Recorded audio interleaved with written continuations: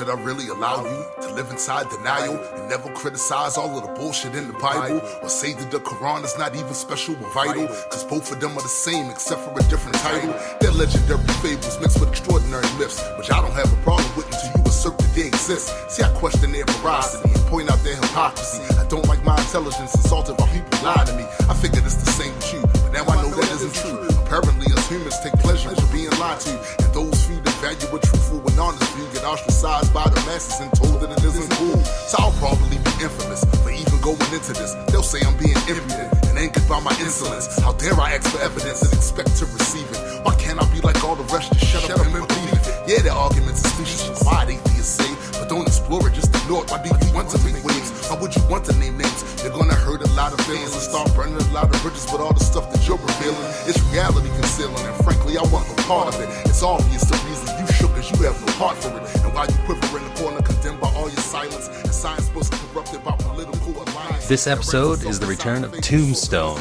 I am very pleased to have Tombstone back. We're going to be talking about his work, and we're definitely going to be talking a great deal about his new album with the Halloween release of Entropic Man. Tombstone continues to, in my opinion, challenge the entire scope of hip-hop, and he brings a lot of reason and thought to everything he does. I'm sure you're going to enjoy it, so without further ado, here we go. Because I'm very much a skeptic. I'm more of a skeptic than I am an atheist. I mean, atheist is a conclusion based on my skepticism. You'll have to come like a little child to the foot of the cross. That attitude is what is responsible for the rise of atheism. That's not what Islam is all about. Islam is peace. What is the penalty for leaving the Muslim faith? With the death penalty. Thank you. This is Apostasy Now. For people to get the information correct before they start yapping. Get ready to root for the bad guys. Begins with E, evidence. All the evidence. Hey, how's it going? Good. It's been a while. Yeah, it's been a good while, hasn't it? This is like September or something like that, right? Yeah, it's been a few months. Yeah. Yeah, like I say, though, ever since we had you on the show, people are still giving me comments. Wow. Yeah. Wow, that's pretty awesome. I didn't expect that. Yeah. I have a few pretty good online friends in the skeptics community. Mm-hmm. And these guys, I guess, normally don't even listen to hip-hop. It's not their thing. Right. And they said they heard the show and they bought the album right away. Wow. Yeah. That's pretty awesome right there. I'm converting them one by one. That's right. I was hoping to get you on a little sooner, but I got you on as quick as I could. Yeah, my computer failed, but I got it back up just in time. Yeah, man. I mean, I remember when you mentioned that. That's kind of crazy, man. $2,000 computer, 8 months. That's kind of crazy. Yeah, well, technically it's still under the warranty, but they have these little loopholes. They kept like, in your contract. It's like, you know what? Of course. I'm not a lawyer, man. Right. Right. That's how they get you, though, actually. Yeah. With all that double speak. It's almost like a different language in those contracts. And they know that the average layperson isn't going to really get that. So that's how the insurance companies get you, too. Yeah. I just expect a little different from Apple. I guess they they expect us to be like a more of a business class sort of people, I guess, when we buy their expensive computers. But right, you would think. How's the release going of your new album? It came out on Halloween. The release did excellent. I mean, I would say the first 2 weeks after its release, I could tell my fan base has definitely increased since the Death Lives EP. So that's good. I just got to keep working and keep networking and promoting and doing stuff like this. And, you know, hopefully with any luck mixed with some preparation and actual work, you know what I mean? Yeah.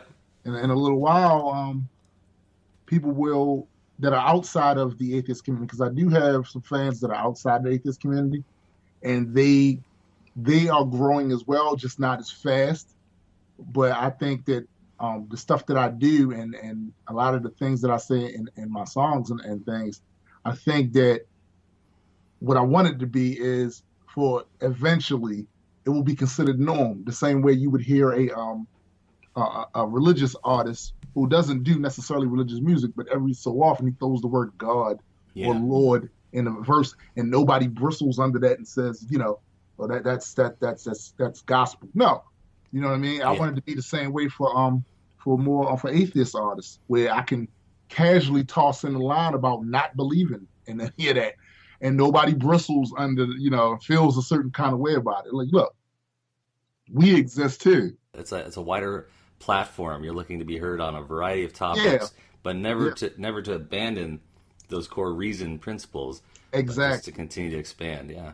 And that's the thing I actually try to, because I have some other artists that friends of mine, and the thing that a lot of them, they are having a hard time pretty much getting an audience. But I was fortunate enough to get noticed and acquire an audience. My first audience, I will never abandon them. I don't care what happens. I mean, of course, as an artist, I'll grow and I'll talk about other subjects and different things like that. But I will always have something for them because they were the first ones to actually pay attention to what I was doing and respect it. You know what I mean? So I think that's how most artists tend to fail later on, is they forget about their core, the people that first looked at them as legitimate. Like they completely forgot about them once it became fashionable for other people outside of that group to like them. You became catch of the day, so to speak, flavor of the month, so to speak, and everybody jumped on the bandwagon. And people tend to run away from their core audience to chase those bandwagon people.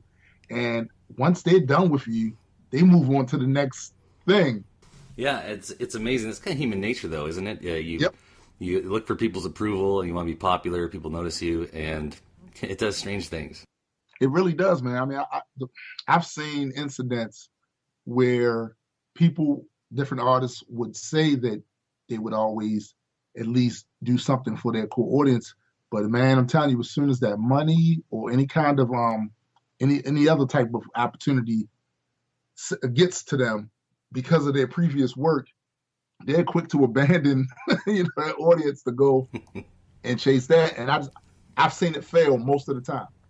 You do have your examples, your anomalies that manage to be successful there, but I've seen that fail. Because the moment that particular wider audience gets done with you, you've pissed off your core audience, so they don't even recognize anymore. Yeah, and your core audience will be there for you through the rough time. Exactly. Please tell us why, despite how hard you try, you languish in obscurity. I don't know, man. This is bullshit. It's all bullshit. How come they don't want to sign me? Look at my swag. Look at my clothes. Look at my jewelry. Listen to the hi-hats on this track. Ain't no boom bap going on over here. Suck. You're just a dime a dozen. You're not a has-been, you're a never wasn't. That's why your name was never really buzzing. You're just a dime a dozen. Cause when it comes to this, your name be bluffing. And in your music, you be saying nothing. You're just a dime a dozen. You're not a has-been, you're a never wasn't. That's why your name was never really buzzing. You're just a dime a dozen. Cause when it comes to this, your name be bluffing. And in your music, you be saying nothing. The same schemes about money making regimes, and how nobody else can ever come close to your team. And how when you approach the scene, the people all scream. And this is the type of content they claim it's so meaningless. Clear up some misconceptions, cause mentally you're in the wrong direction. After inspection, you need a course correction. Music is a cheap commodity, nobody has to buy it. See, they can download your shit and get it all for free. They have to feel your movement and really want to see improvement. Yeah, for me, I started this, it's a little bit like this. I started the podcasting, mostly because I need something positive to do through this period of my life. I understand. Yeah, and but also I'm a truck driver, so I listen to a lot of podcasts during the week. I mean, I listen to like 30 a week. Wow. Yeah, so I get a really good sense. Most of them are skeptical, atheists, or at least educational, and I get a really good sense with some of these guys about their kind of point of view, and then they'll talk to. I'll use the example of Dave Silverman. Some of them had real problems with Dave Silverman. They'd bring him on the show. Like, he's like a superstar in the atheist world. Yeah. They bring him on the show, and they'd be really friendly. And after he'd leave, oh, he's awesome. It's like you didn't really ask him tough questions. That was a little weird. Well, that's the one thing about doing interviews and stuff, and that I've noticed is that when you have, this is just my opinion, when you have people that are, it is their business, the reason you know who they are is because they've put their ideas out there in the arena of ideas. Yeah. You're kind of not doing your job, not asking them. You know what I mean? Like, yeah, and it gives them all questions. It gives them the opportunity to defend their position and flesh out the context of the things they say and what they stand for. Absolutely. With your newest album that's out, so tell me what was on your mind when you decided to go record this. What's this project to you? Yeah, I think, you know, for years I've always paid attention to politics and the different things that are going on in the world and in our society in general. I'm very observant of human nature and human behavior. Yeah. Because I guess it's in an attempt to figure out why I do what I do. You know what I mean? Yeah. But from what I've seen, just my observations of society here in the United States is that the one thing that America has in common with every other empire before us is that, you know, at some point it starts to reach a point of decay. Yeah. The populace become apathetic to what the ruling class is doing. And we make a big deal here in the United States about us not having any royalty, you know, but the truth is that that's not true. The United States does have royalty. You know, we may not call them kings and dukes and lords and all this, but we have royalty here. Yep. You know, and we may elect them or whatever, but because the system is the way it is, some of these guys can stay into that position until they die. Yeah. You know what I mean? Or their family, you know, their family. Exactly. So we do have royalty here. And I think that in any case, and maybe this is also a part of human nature, those that seek power are probably the ones that shouldn't have it because it eventually goes to a lot of their heads and they start doing things that are not in the best interest of the people or the society in general that they operate in. Yeah. And that's kind of what, you know, sparked this whole album. It was like, well, what if that is the natural, it was my thought that what is if that's the natural progression of all empires, period. That's just the way it is. You get big, you get influential, you get wealthy, and people get complacent, and people start looking out for their own interest and putting their interest first, and eventually society suffers for it. It begins to decay. And that's why I attached the name Entropic, man. I attached it to the second law of thermodynamics, which basically states that, you know, everything rusts, everything rots, everything dies, and it falls apart. And I kind of look at society in the same way. You know, we can run around all day long talking about we're number one, but the only way you can actually do that is if you ignore all the other problems that are going on. You know, and that's kind of where I got the inspiration for a lot of the songs on the album. I've noticed that that connection to the theme of everything decaying to the concept of death. You know, I think a lot of people really are uncomfortable with ideas that connect to death and are inevitable, you know, individual and probably a species extinction at some point. And so that's one of the things I really respect about your music is that you take on the specter of death as a way of expressing things that people really should be addressing these while they're alive, while they're going through the motions of life. Be realistic with yourself. Absolutely. And I mean, I think you're right about that. It's just it's the uncomfortable feeling because no one wants to think like how did Christopher Hitchens he said once that the party is going on, you just won't be a part of it. Like, that's right. You won't be there for it, and that people are uncomfortable with that, and I was uncomfortable with that, but I'm a lot less so now. The older I get, the less uncomfortable I am with it. I don't see death in the same way a lot of other people do. To me, it's just it is what it is. It's not something that I understand why people dread it. I really do, but I don't really understand some of the times, especially the more you experience it in life, why it's that shocking all the time. We are all going to die. Yeah. The universe at some point will reach a point of maximum entropy. You know what I'm saying? So like, for something that is such a permanent part of the fabric of our existence, we should be a lot more comfortable with that than what we are. And I think it has something to do with the fact that humans are a finite creature. You know, we are like a blink of an eye in comparison to the 13.7 billion years of the universe. We, like, what, you're lucky if you get 80, make it to 80 something, you know what I mean? And I think because we have no true concept, no real concept of what an eternity is, or what the infinite is, the idea that something all of a sudden is just going to stop your run, your thoughts will no more manifest, at least unless you've done some things that, you know, people respect and continue to remember long after you're gone, but everything about you will just disappear. And you know what? That's okay, because that's everything. Yeah. I go to my old neighborhood sometimes, and I see how that neighborhood has changed. It's not the same neighborhood it was when I lived there as a teenager. It's just not.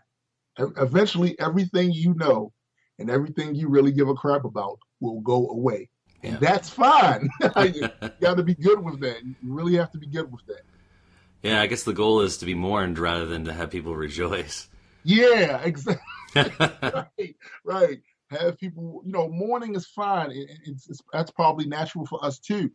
I just think that our fear of death, our fear of the end approaching, causes us to do some really weird things. And I think that's exactly it. That's the reason I think it's important to address your fears about death on some upfront level. Is it's normal, it's healthy, and okay to, as you say, have a feeling of dread about your own demise or even the people you love. Mm-hmm. What's not okay is pushing it down and then seeing all this weird behavior people do collectively and individually just because they're really afraid of this and they're not dealing with it. Exactly. And, you know, it's funny because I came at it from a couple of different angles on there. The one song Empire and the other song Entropy that I did with another Grand Unified artist, C. Gatz. Basically, I came at it from different angles. I talked about how society is decaying, you know, and it's another song on there called All Things Must Pass, where I take a perspective of an incarnation of the second law, and what if that could manifest itself physically for just 3 minutes or so, what would it say? You know, how would it view? Because the universe doesn't really give a crap if you're here or not. That's just not, you know, doesn't care.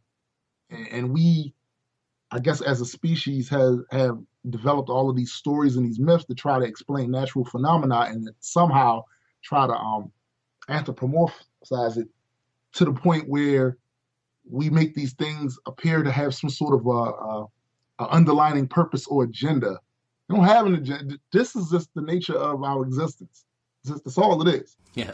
And if the forces of entropy could manifest into a physical being for a short amount of time, it would tell you, look, really, I don't give a crap if you rage against the dying of the night or if you go in it silently. It's all the same.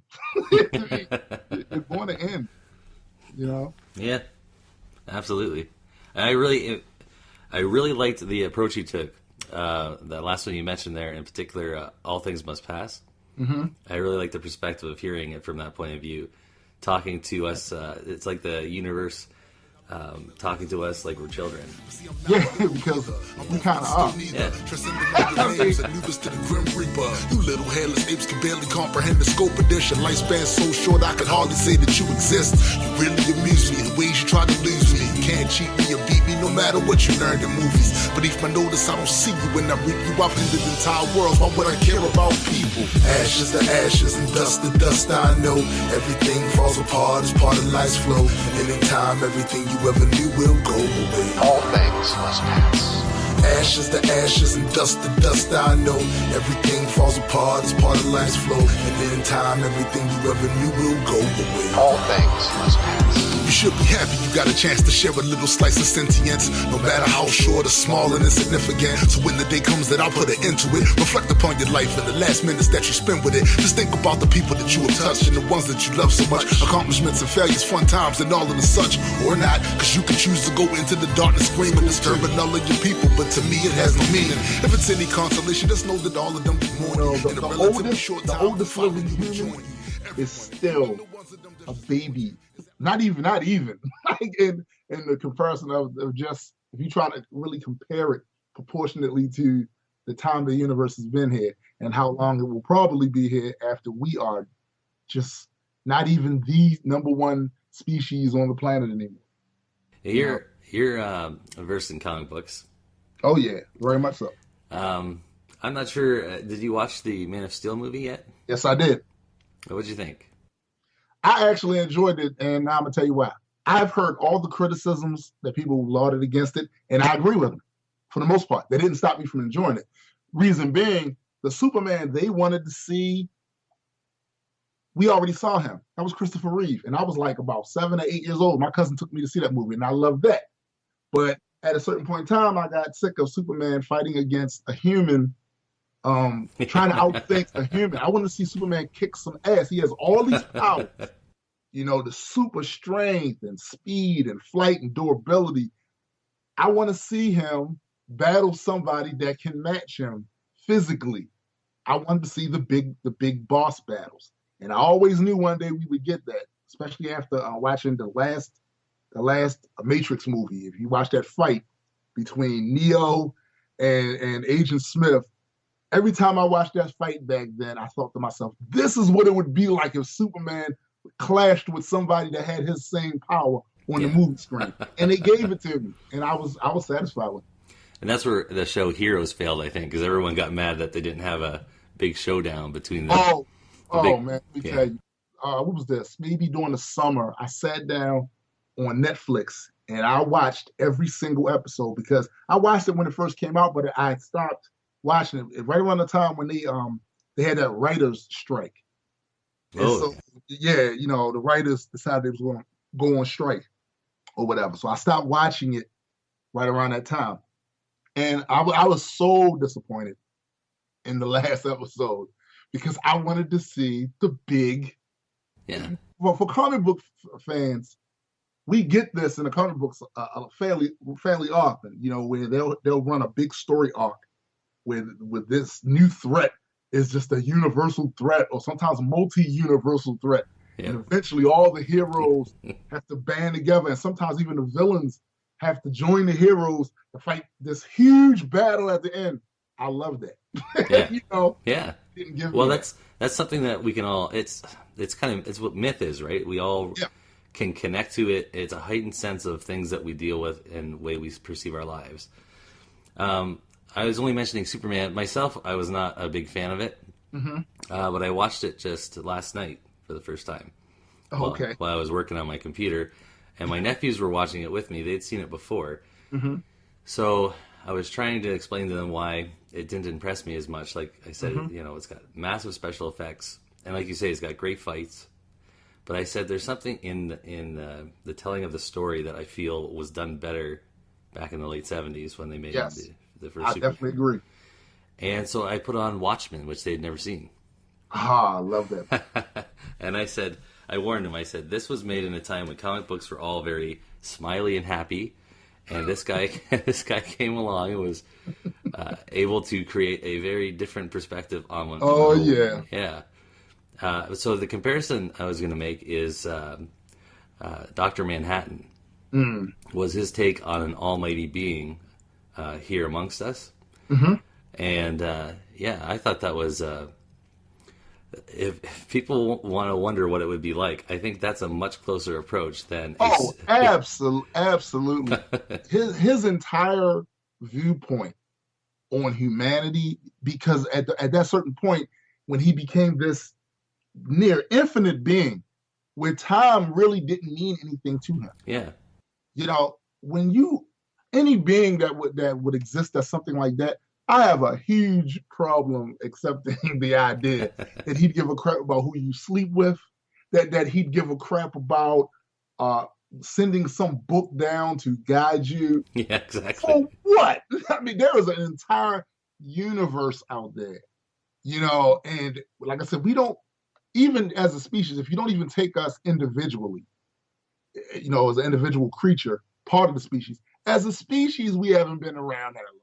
So, I just, that the idea that this being or some sort of being like this could exist and give a crap about us, I think that's a stretch. That's wishful thinking. That's the whole, as people, we still have that inner child in us, and we're looking for daddy. We're looking for a parent, and to feel that security that somebody somewhere is taking care of us, protecting us, and looking out for our best interest. Here's the reality. That's not true. Yeah. Nobody gives a crap about, look, get your house in order, get your things in order. If the world is screwed up, it's screwed up because humans screwed it up. The concept of good and evil, for the most part, would not even exist if creatures with a higher cognitive abilities didn't exist.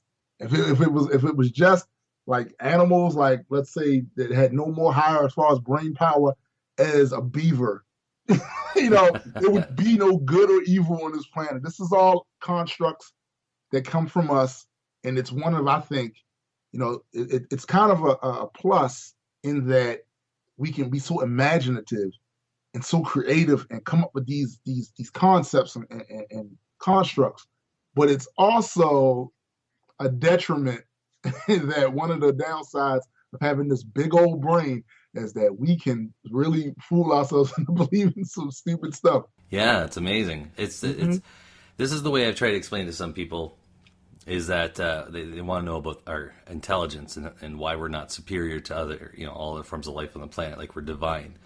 I said, because your perspective is there's a creator and there's a plan to our development. But with evolution, it's sloppy. Yes. So it has graced us by circumstance with this intelligence and consciousness. Yeah. But there's nothing divine about it. It came with a whole bunch of, shall we say, side effects. Oh, yeah. Oh, yeah. One of them is that automatic, like an automated fear of death to avoid death. Has, talking about death, has blown up into this entire field of thought about how to cope with this fear. Yeah. And it's dangerous to me because the lengths people will go to,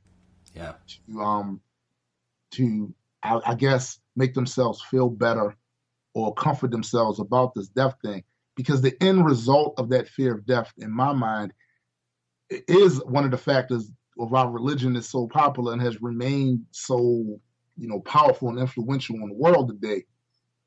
Basically because this overriding fear of death and wanting to know what happens after that happens. And my thing is always to say, look, have you ever seen some roadkill on the side of the road? What do you think's going on over there?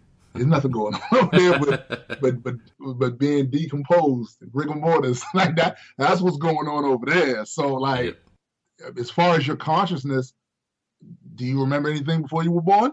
Yeah, well, it's probably how it's going to be when you're gone. It's not really, and that's why I think that I'm not as afraid of it. I'm more wary of how I go. You know what I mean? Like, will it be, painful, burnt to death, stabbed to death? The actual event seems to be more upsetting. That's the part right there. But other than that, like the idea of blinking out forever, I just don't have that. Not anymore. When I was a kid, maybe I did, but I don't.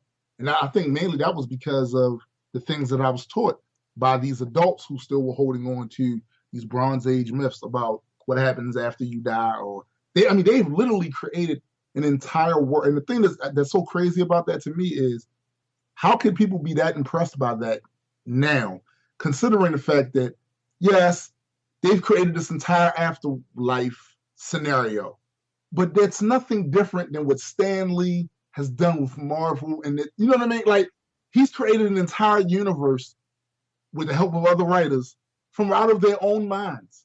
You know what I'm saying? So why would we be that impressed nowadays with this whole afterlife story myth thing? Like, I don't get it. Yeah, well, and also just the fact, like we were talking about immortal beings, and it's part of who we are. I heard Picard say that. I think it might have been in Generations, where he says that death is a part of who we are. Yeah. If you, like you say, if you became immortal all of a sudden, you would cease to be who you are. Things would drift away. Your personality would completely change, and even the meaning of life would probably slip. Yeah, absolutely. Because, I mean, think about it. Everybody, all of your loved ones, you know, you have the knowledge that they'll all die. Every single one of them is going to die, and you'll still be here. And no matter what new relationships you try to make after that, it's still going to be the same scenario all the time. Every time you look at these other beings that are not immortal, you're going to have the knowledge that, damn, it's going very soon for you, you know, in the way your perception of time is, very soon for you, they're not even going to be here anymore. You know, it would definitely change the way your interactions with other humans. You wouldn't see them the same way. And in effect, you would not be the person that you are. You really get into, I have to say, everything I hear from you, I agree with your perspective on politics on the album. I know you're in the United States. I'm in Canada, but right. we're very connected to what goes on in the States. And myself, I spend nowadays probably about half of my life, used to be more, in the States. Right. So I think you're right. If maybe the decay or the corruption could be slowed, or even a different direction chosen, if people would just deal with the fact that's going on. Yeah, that's to me one of the biggest issues, because how can you solve a problem that you don't even acknowledge is a problem?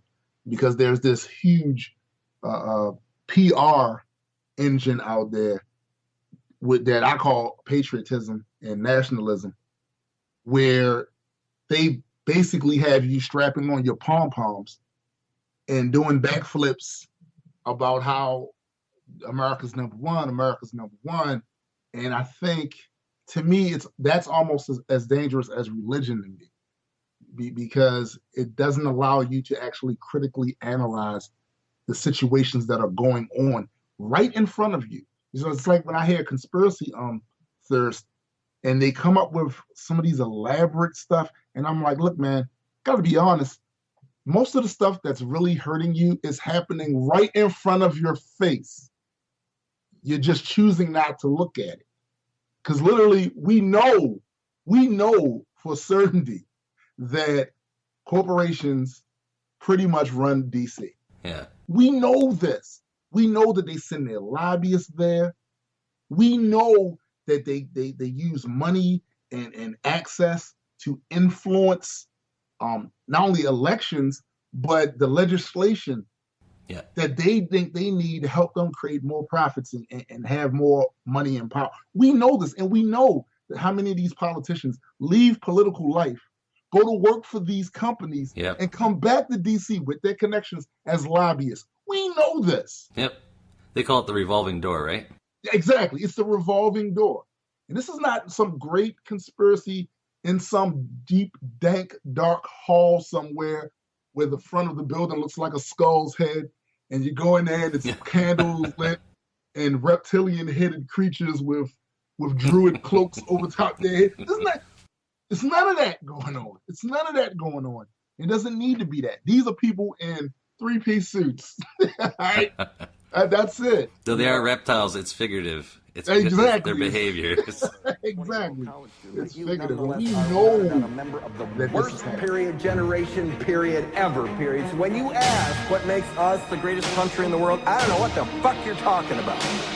I wonder if the Romans saw the empire declining. Was the ones that said it's coming ridiculed, accused of lying. Called malcontested, only specialized in whining. Losers who were mad at the citizens that was climbing. Is that the way they rationalize the country that's crumbling with flag waving, nationalistic chest thumping? And did they throw parades to say that they were number one. Instead of fighting the Malays, they gave a hint that they were done. But they discussing corruption of people in authorities. Both within the really cope with ever-growing enemies. Unemployment rampant with a failing infrastructure. See, I wonder if these things became the way that they went under. And it's hard for me to see the shit and just ignore the parallels. Where everybody parties hard, the model being what the hell? Will others see the trend before it's too late? Or will the realization come with barbarians at the gate?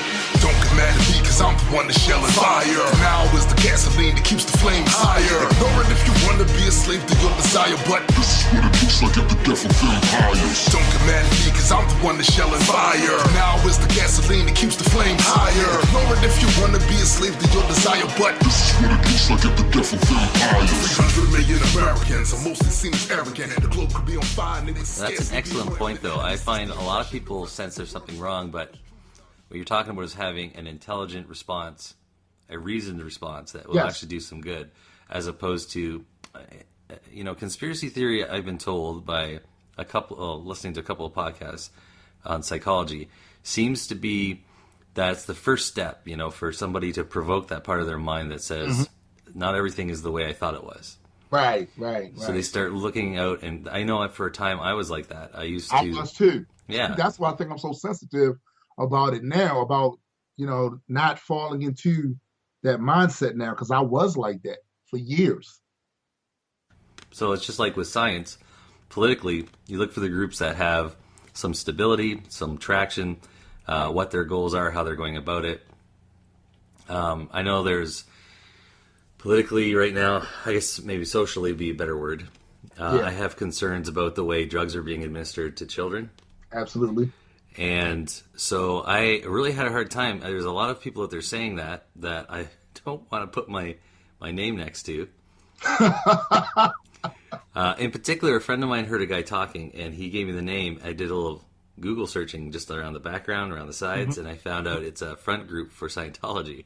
See, I'm telling you, one of the biggest the problems are multi-layered, because there are some serious issues going on. There are some, and all conspiracy theories are not fake and fraudulent. People conspire all the time. It's not about whether or not people conspire. It's whether or not you have data to prove that's what's happening.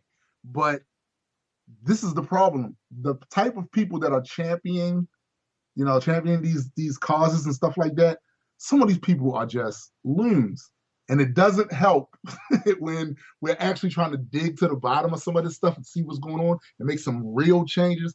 It doesn't really help when you have these lunatics talking about how every time you switch your light on in your house, there's a camera in the light bulb. It doesn't really help the cause to have these guys there. And it would just seem to me that I would love for the conspiracy theorists to have the same skepticism that they have about the government and everything else with the people that are feeding them this stuff. Yeah. Just have all I ask is have the exact same. I expect you to be skeptical of the government. I'm skeptical of the government, but I'm also skeptical of my fellow citizens and the stuff they say, because here's the reality. A lot of them will say, well, the government lies. You can't believe anything they say. Your fellow citizens lie to you every day. Yep. Every day about whether or not they're cheating on their spouse, about how much money they're making. They lie to you all the time. So if I'm going to be skeptical of the government, I'm definitely going to be skeptical of any of the other voices out there that are my fellow citizens, because I look at them like, well, how do you have access to this special information you're saying these things that are happening? How do you have access to that? How do you know? What you know? For me, I don't know if you've ever known anyone that's really close to you, that's a part of your everyday life, who has increasing paranoia. Yes, I do. Yeah. For me, as this happened to me, this was a few years back. Over a period of time, I went from entertaining basically any idea after I left religion, on some mild level. I started feeling the needs become more grounded as this person became less grounded. And this is why I came to not just atheism, but skepticism. And I call it a methodology, a toolkit. Right. So, like you say, these people, they believe in a conspiracy. That's fine. It's a good first step to questioning something. Now, look at the sources of the people you're listening to who's talking about it. Right. What are their backgrounds? Are they making lots of money off of this? Are they connected to any kind of research? Is their data reliable? Right. It takes time to learn these things, but it's worth learning. It really is. And I think one of the problems too is that, unfortunately, the human ego gets involved in this. You got people out there that want to appear heavy or enlightened or knowledgeable, but don't want to put in the work to become that. Yeah, I think you're right. They want to take the easy way out by, and going on YouTube, watching some YouTube video, and that'll be the extent of any kind of research they do. And YouTube is a great resource to use, but you don't stop there. And that's what happens too many times. I see people linking me to stuff as this is their evidence. And personally, I wouldn't use a YouTube video as evidence of anything. I would look beyond it and see if the claims that are being made in that video can be backed up somehow. Like if one surefire method for me to not look at someone like they're an authority on anything is if I see you making this big YouTube video with all this stuff in it that's making all these claims, but I don't see any links in the description to where I can go and find this stuff. Like you're not citing any references to any of this stuff in here. You're basically just talking out of your ass. Like that movie Zeke Heist or whatever. Yeah. Oh man, it's the worst. And what really, really bothers me, and I'm like you in that I consider myself a skeptic first, not an atheist. A skeptic first. Yeah. Atheism is just a conclusion that I came to because of my skepticism. But one thing that really bothers me is I see a lot of atheists are not skeptical. They are not true skeptics. I see them sharing stuff without checking it. I see them spreading memes around. Yep. That have stuff on there that's either out of context or completely wrong, completely false. And they'll share it like that. And the thing is, like I said, I have the one song on there where I say either you're helping to stop ignorance or you're helping to spread it. Yeah. It's that simple. Yep. It's that simple.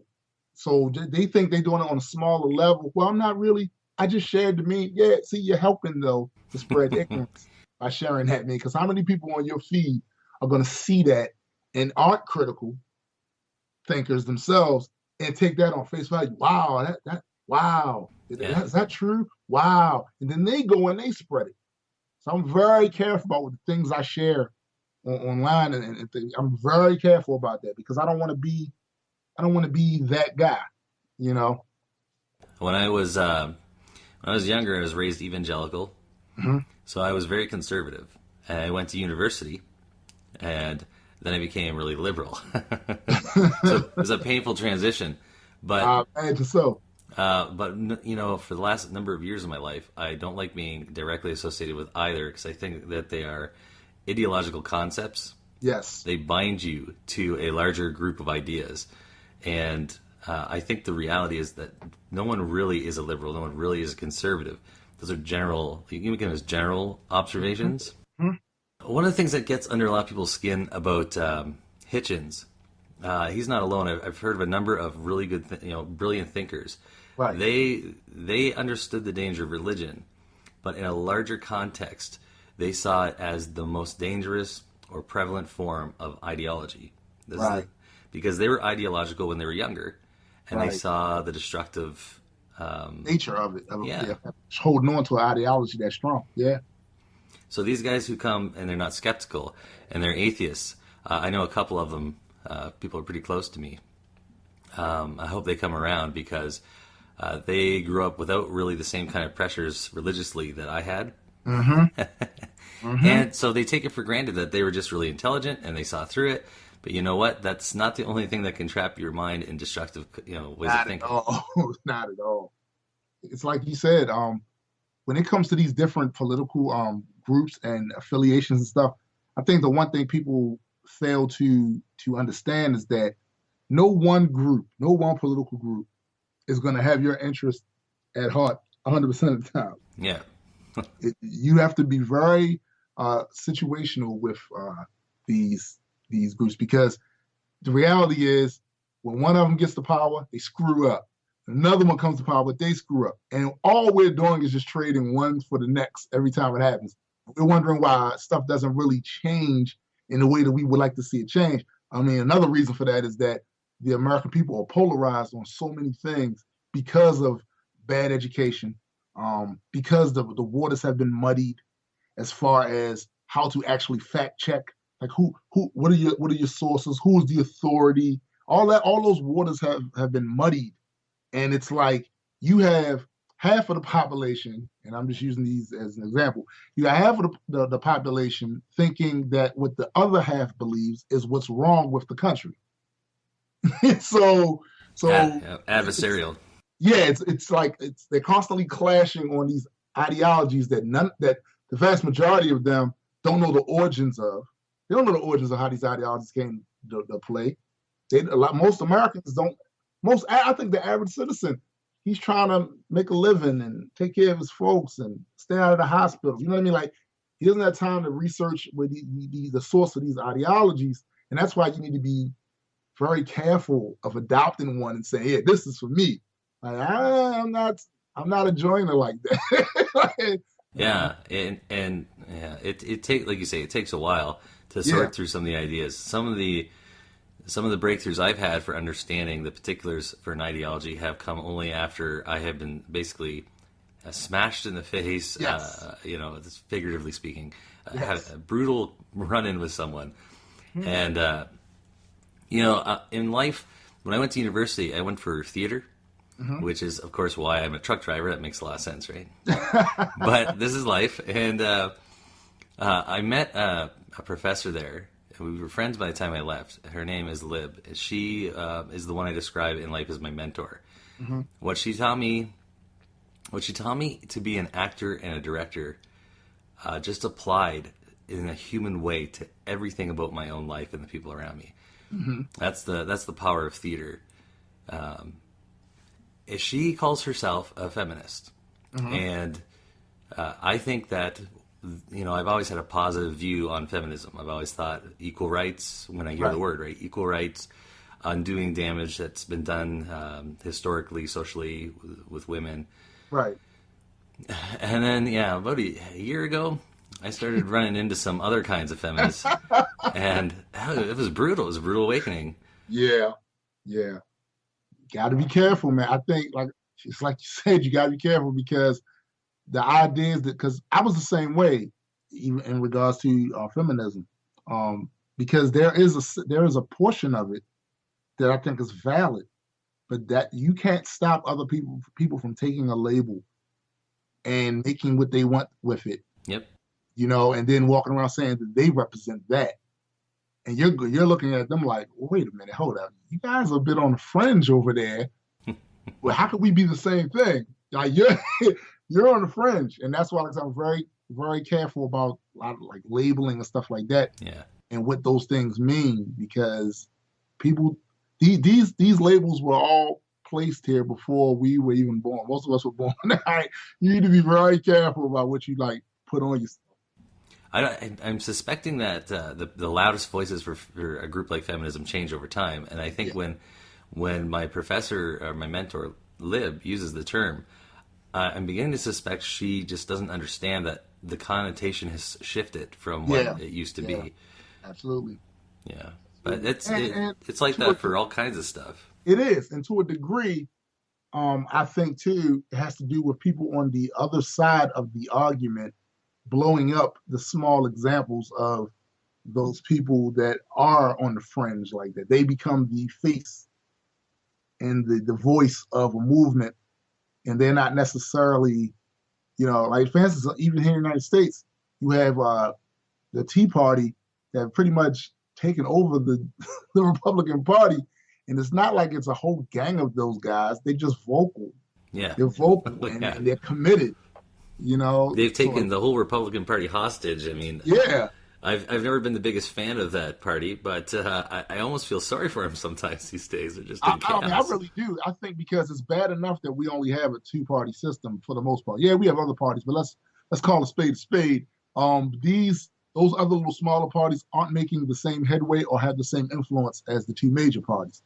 So I feel like it's bad enough that we already only have basically a two-party system, but then you got one of the other parties is being took over by this fringe group.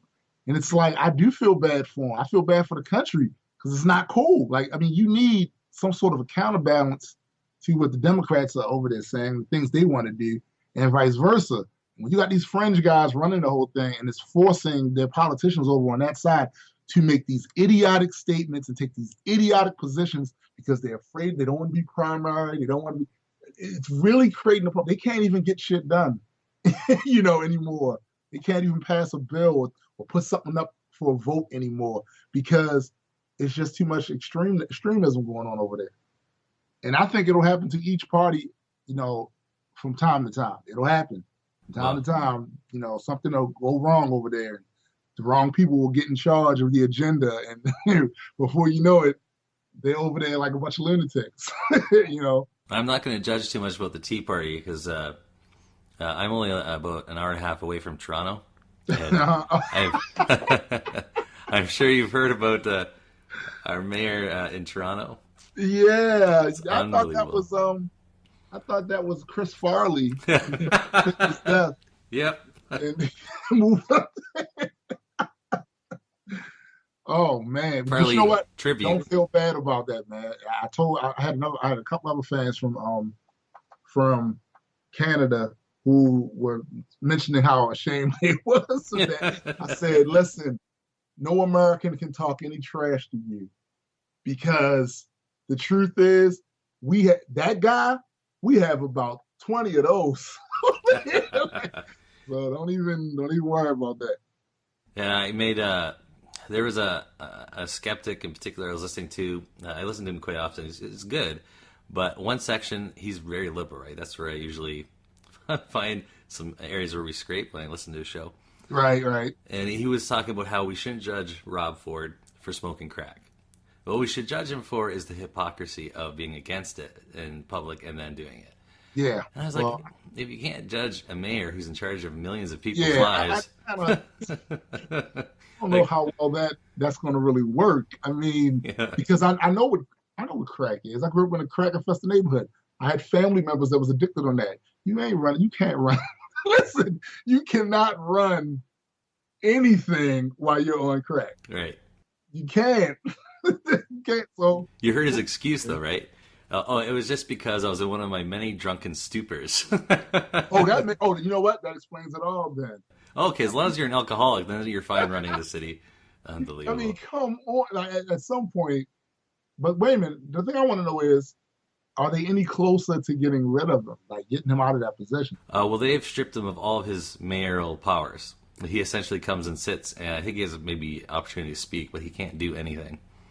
And if there's an emergency, normally he gets certain powers. That all now goes to the deputy mayor instead of him.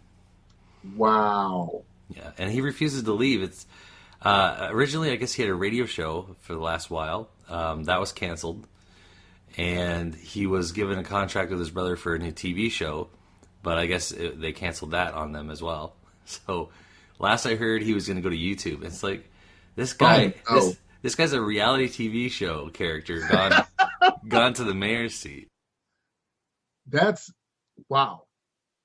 That's so insane at this point. I mean, I don't know, man. Like, but then again, like I said, can't really cast too many aspersions.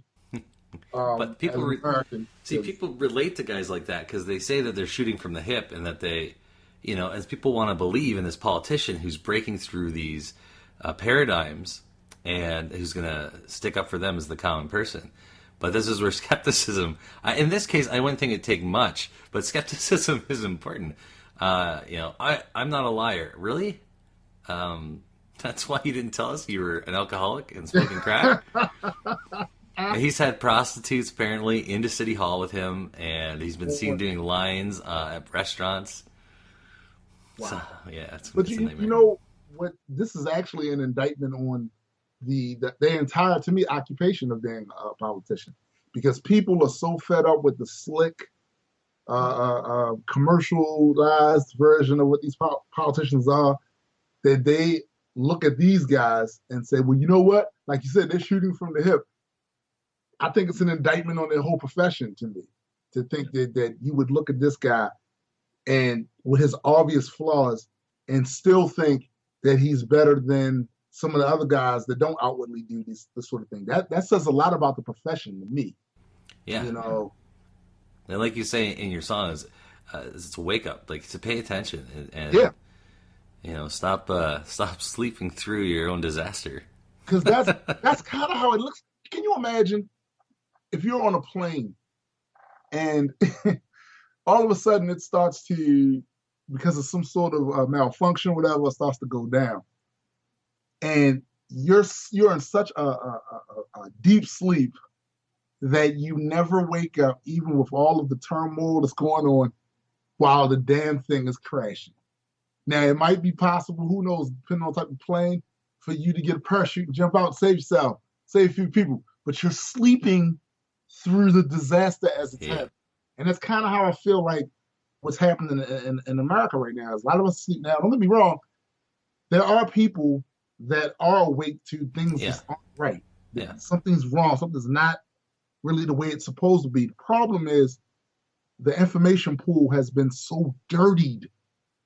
They don't know who to go to for a source of what's the true source of information. Like, if I'm not to trust these people, how can I trust the sites that they're behind? You know, like, I need to go to an outsider. Problem with going to outsiders a lot of the time is, though, they don't really have access to know any of this stuff. You know, so it's like it's a balance that I think needs to be struck. But like I said, the information pool is dirty now. Because you got guys that I'm telling you, there are websites out there for every position that somebody holds that supports every position. I think you deal with that too in this album very well. Yeah. It's They Be Like. Yeah. I'm talking about these are the concepts where you're challenging people, and people are like, well, you know, why don't you just leave us alone? Like, or why don't you let those people alone? Well, this again, skepticism versus atheism. A lot of people don't realize that if these ideas are allowed to go unchallenged, there are consequences socially. Yes. People's perceptions change, and like you say, now a lot of people in the United States and in Canada are wondering what's wrong, and they have been convinced that we are Christian countries, and that prayers should be in school, and they think that this is the problem, that we've taken those things out. They don't understand their own history. Right. And that's a perfect example right there to me. The fact that people know things are wrong, but the source of the problem has not been identified effectively because of the information pool being dirty. Oh, the reason that these kids are shooting each other up in schools is because we took God out of, you know what I mean? That type of stuff. And there are entire organizations with funding behind them promoting this idea that's the problem. So when that becomes the problem in their minds, they're not going out to actually seek what the actual problem is, because they're convinced that this is what it is. So the problem's going to continue because that's not what it is. You're trying to fix a hole in a boat by painting it. No one sit on that spot when the paint is brittle. Right. It's dangerous, man. Like you said, ideas can be dangerous. They can. And people think that, it's not a case of, why don't you just live and let live? No, see, ideas take root. Yeah, that's right.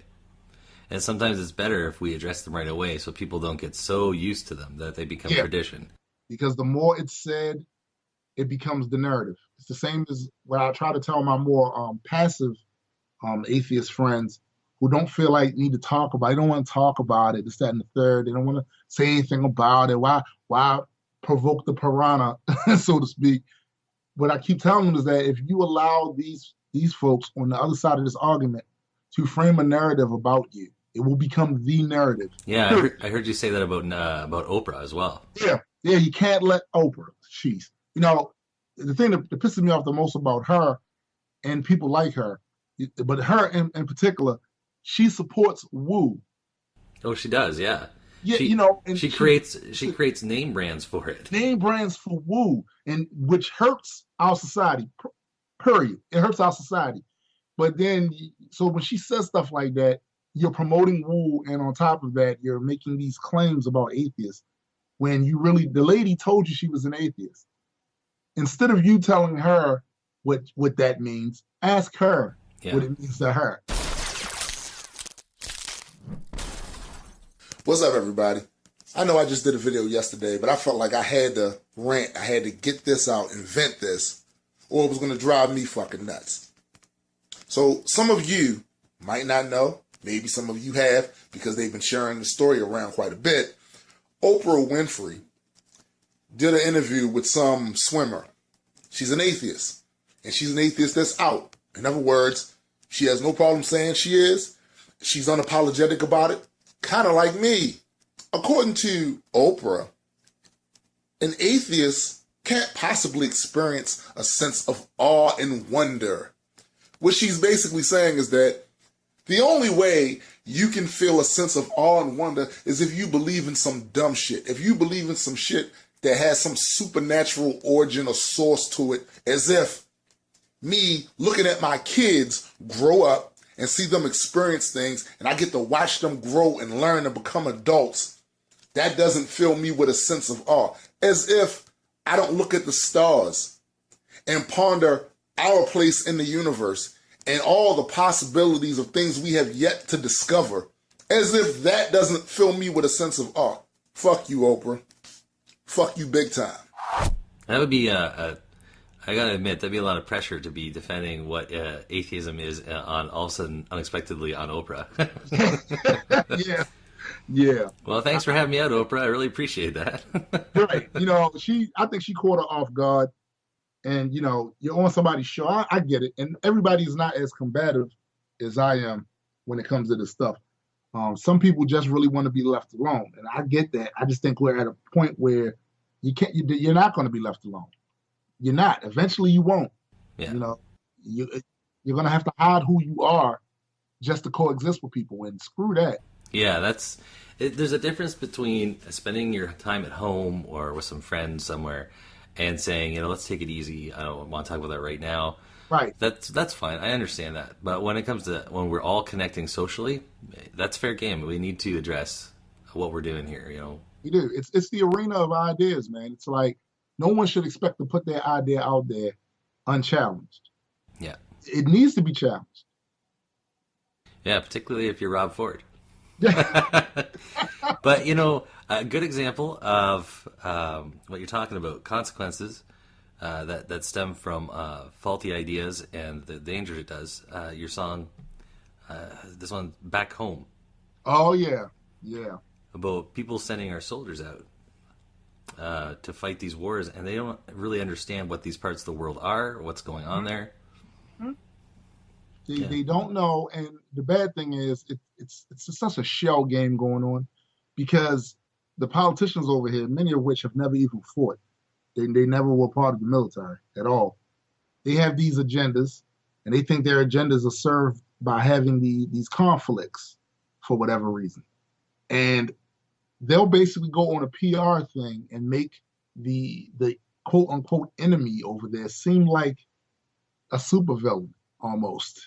We must stop them. We have to stop them. And they go on this campaign and they convince the American people that's something they should get behind. But the exact same thing is happening in those other countries a lot of times, mainly because of the things that we are doing. I mean, you can't tell me that if you use a drone attack and it blows up a village and you get the guy that you're after, but you also kill a couple of kids and a couple of other people that had nothing to do with it, you can't tell me that it's not a lot easier for them to recruit terrorists behind that. It's a lot easier because these people are feeling a certain kind. They lost a family member, because I can tell you personally as a father, you blow up my kids, yep, and I survive, I'm going to feel a certain kind of way about the person who did it. Take a look at and those people who are already invested in the points of view, the political ideas that support this stuff or lead to it, shall we say. They're so invested that they'll just find ways to glance it out of their mind. Like, oh, well, there's dangers in war. People die in war. Yeah, but was the war necessary? Yeah, that's the thing. We understand that sometimes war is necessary. Because I'll be the first to tell you, I am not a pacifist. Some people need their asses kicked. That's my line. However, it should be for good cause, and I don't think it's asking too much to have the world's last superpower to act responsibly. I just don't think that's asking too much. Yeah. Well, right now, it could be argued the United States might be setting a bad example for the next superpower, which is China. Yeah, exactly. That's a great point, man. Because the stuff we do now will be thrown back in our faces. Yeah. Once the next empire comes to power, they're gonna look. You guys did it. We're not doing anything different than what you guys. That's right. They learned very well. Oh yeah. That's how we became the next power. We looked at your model. We tweaked a few little things, and now by them owning our debt, you please believe they're the next guys. they're the next guys. I find I still lean left in general on a lot of issues. So when I've gotten into discussions over here about people who don't like Obama, the thing that really upsets me the most when they just throw down he's a crazy communist. All these, I consider those conspiracy theories. It's horrible. If they want to find common ground, though, I tell them, look, there are areas I disagree with them strongly. One of them is drone attacks. Yep. Because, we were just talking about, let's say China starts doing drone attacks and eventually does that to someone we consider a friend or an ally. Mm-hmm. And then we say, hey, that's an act of war. And then you're like, no, it's not. It's just a drone attack like you guys have been doing. Right. All of a sudden, the chickens come home to roost, right? And that's the problem. I have a lot of disagreements with Obama. I don't like with the NSA. That whole thing right there really kind of creeps me out a bit. It's not that I'm surprised of it though. Like I was telling a lot of my friends seem to be surprised, and I'm like, dude, you do realize that they were putting tape recorders under Martin Luther King's bed? Oh yeah. Tells.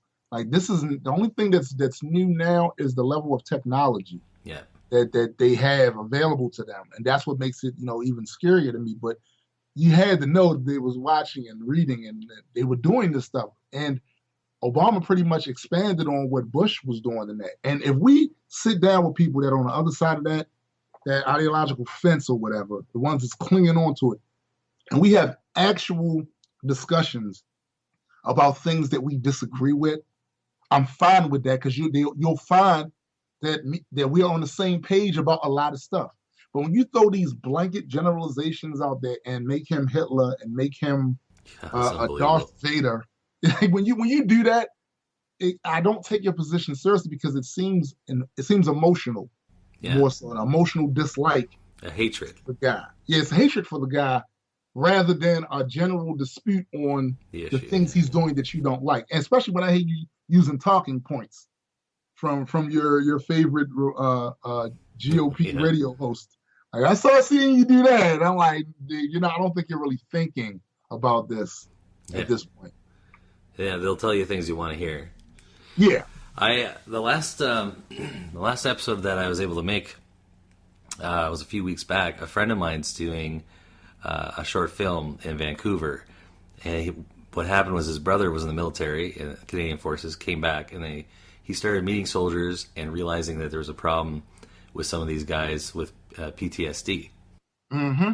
Mm-hmm. So I had him on the show. We were talking about it. I love the idea of his project. He's a brilliant actor. That's where we met, is in theater. And this is his first huge project he's taken on. He's written the script. He's going to be playing a homeless vet, and they want to film it in the alleys at night, where these guys live. Wow. Where the homeless people in Vancouver live, and just give people a 7 or 8 minute sort of supercharged injection as to what it's like to be there. Wow. Yeah. Wow. Yeah. That's serious though, man. That post-traumatic stress disorder. That's serious. And it's a lot of these guys come home, and it's people in our family, people that we know that are having these issues. And I think the reason why it's not on the forefront like it should be is because something that I've always thought about was the fact that the way war is covered now. It's not covered the same way it was back during World War II and things like that. Like right now, we've been at war for what? Going on, it has to be over 10 years, well over 10 years. It's been long, yeah. we've been fighting somewhere. But if you look at the way the coverage of it is, you would in this country, you would never know it.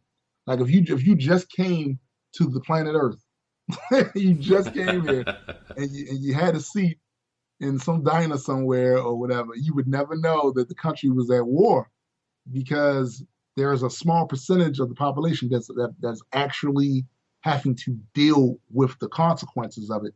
And the rest of us, it's not really being shoved in our faces. We don't see the body bags with the flags on them on the news anymore. We don't, like, they don't do war bonds anymore. You don't see entire companies changing what they were building, factories changing what they were building for the war effort, like what was going on back during World War II, where we no longer make toys here, we make bullets. You don't see that anymore. And I think there's a disconnect between the people that are over there fighting in these ridiculous conflicts and the people over here in this country that aren't.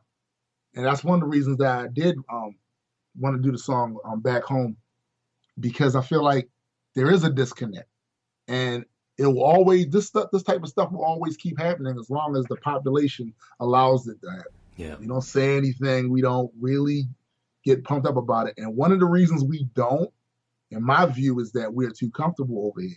There's a reason why you got all of those million people out there in Egypt that time, because they didn't have any electricity. They had no water running. It's a mess over there. What else are you going to do but get out there in the street and complain and bitch and moan and say, whoever's in charge, yeah, I know we elected you, but you're not doing your job. Get the hell out. Yeah. You know what I mean? This country, you won't see that happening because we are distracted with the new Android phone or the Love and Hip Hop reality show. Or it's a lot of fun times happening over here. Yeah, so we don't pay attention. We go to wars that don't make any sense except for the people who already have like established interests and resources as such. But not only that, we're hurting our own society. We're hurting our own. Yeah. These people come back. They've seen, some of this. I put together a montage for the beginning of the show, just with some a song by Enya playing, just to open it up. And I had to go through a lot of YouTube videos to get my audio. And it's heartbreaking. It is just unbelievably heartbreaking to hear these guys' stories. Wow. The one guy, he was telling a story when he quit the military about when he was over there in Iraq. He was in charge of a small unit, like on the ground, and I guess a platoon. And he gave the order to fire the 2 missiles they had to go through a wall when they needed to make a shortcut. Yeah. When they got through the wall, there was a dead guy. He was so mangled he couldn't really tell much about him. Some kids crying in the corner, and this older lady who he couldn't tell if it was his wife or his mother was screaming, and he understood the language. She was screaming, "Why? Like, why? Wow. And he just, I guess, fell down, had like an emotional breakdown. And then she apparently walked over to him, touched his face, and said, "It must be the will of God." Wow. Yeah. Like, how would you ever forget that? That would just be, you'd never be able to really go into the same illusions that you used to have. And what does that do to the mindset of this kid? What does it do to his mindset? Because it's real easy to make the enemy in a different uniform acceptable as an acceptable death or kill or whatever. Yeah. But now you got these innocent people, and in the way of that, how does that affect? Because he's got to come home with that still on his mind. It's not ever going to go away. No. So it's going to affect him in some way, and in turn, it affects society when you have these guys coming home with this on their brain. I don't work for you no more. Man. Can you imagine if some foreign establishment invaded your homeland and started raining down damages? The home you raised your family and they flattened it, dismantled it, and plus your family members died from it. You will be mad as shit. Your thoughts will be consumed with nothing but vengeance and war. Wanting to exact some payback and even the score. Then walks in some warmonger and charlatan, a holy book in hand, saying some God will kill all of them. But he won't need your hands, and by that way this will be done. His face displays some sympathy as he's handing you this gun. You're swept away with madness and the grief beyond belief, mostly filled by memories and the rage that never cease. And meanwhile overseas, your enemies just selling lies, trying to justify why he needs to send his kids to die. The cycle of needless violence seems to keep on going on, cause old men will start the wars the young men are dying for.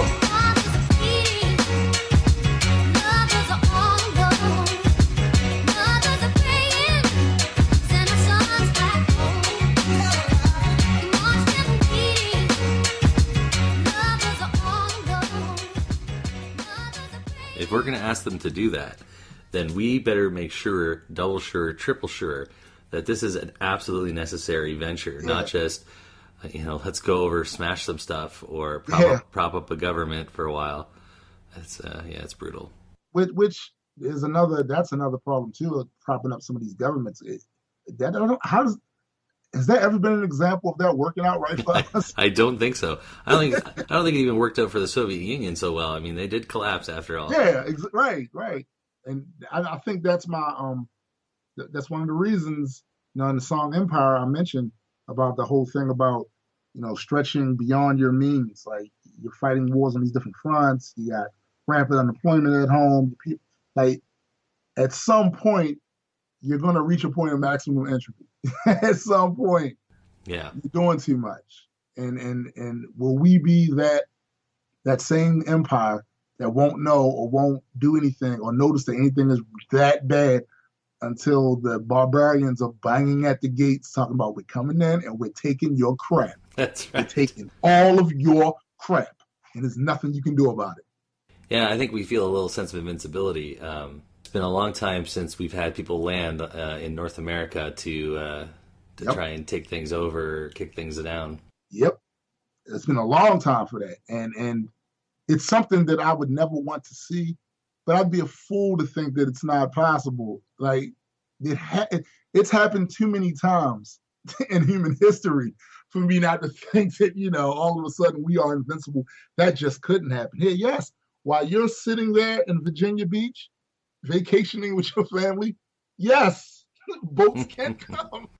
You know what I mean? Like, planes can come above and drop down people to do harm to your little town. Like, it can happen. Yeah. Just because things have been a certain way for a long time doesn't mean it's always going to be that way. Right. Anything it means is due. In Empire, you're talking about analogies with the Roman Empire. Yeah. Wondering what it was like for them. I think it's a great analogy. With the Empire, a lot of people don't realize before it died, it was split in half. Right. And it wasn't split in half by barbarians. It was split in half by the emperor. Mm-hmm. And I'm sure before he did that, no one ever thought that the great empire would be two empires. Right. So wow, that's crazy. And what do we have now? Talk of succession. People, this state should be. We don't want to be a part of this. Like, it's eerie. Yeah. It's really eerie, man. Oh yeah, I'm just saying that unpredictability. It could come in any form. That's the nature of unpredictability. Right. Right. You never know what form it'll take when all this can be gone. And that's the thing. And then the thing that worries me the most sometimes is how dismissive people are with the folks that are actually talking about, dude, this is not good. Real dismissive of it. And it comes with that patriotism, and it's this false confidence that we are untouchable. It can't happen to us. Yes, it can, and more than likely will if we go off of lessons from history. Yeah. There's a great power in humility. That is, that you can catch yourself from falling a second time or falling too far. Yeah, because I think that some of the problems that we have in this country are not in and of themselves insurmountable. It's our attitude towards these things. If we're recognizing them as a problem, and if people are getting on the same page. But I'm starting to think, and I hate to be that pessimistic about it, but I'm just starting to think that it's nearly impossible to get the country on the same page until something really bad happens. Like something really screwed up happens where it's a direct result of certain things that we should have been really taking care of long before this even took place. And then everyone will want to get on the page. I'm just saying that it might be too late then. Yeah. Look forward and see what's coming every now and then. Yeah. It's good to enjoy in life what's going on right now, not to live in the future in a fantasy land. But, do pay attention to what's probably coming down the road. Yeah, that's all. I mean, I think that's a great analogy. Yeah, we're in the car, singing road songs on this trip, but the driver still should be looking. That's right. For the potential milk truck that's coming out of a side street, like you should be looking. So here's the passenger. You see the milk truck, and the singer is looking in the back seat, singing along. Uh-oh. There's a problem. There's a problem. So I mean, that's all really. I think basically my album is also a cry out for that. Like, could we put some of this patriotism to the side for a minute? Could we stop looking at the Constitution as if it's a holy document? Could we stop looking at the founding fathers, so to speak, as if they were prophets and divinely? And could we put that shit on the side for a minute, right? And really look at what we have now. Look at the problems that are going on. Seeing where some stuff could be outdated or outmoded. You know, a lot of the things that we experience today, the founding fathers wouldn't have had a clue that was going to happen. Absolutely. So for us to continually reference them for every single occurrence that takes place it's absurd, because an army cannot be run by a dead general. They're gone. Well, I think that the only useful thing to continue to reference them for is strictly to their intentions, as you can demonstrate it. Absolutely. Because like you say, like they can't give us an opinion on how to handle cell phone privacy. But if you want to cite them, at least give us some in context information of what they said about privacy, right, or the right of the individual that might apply, and then discuss how it does.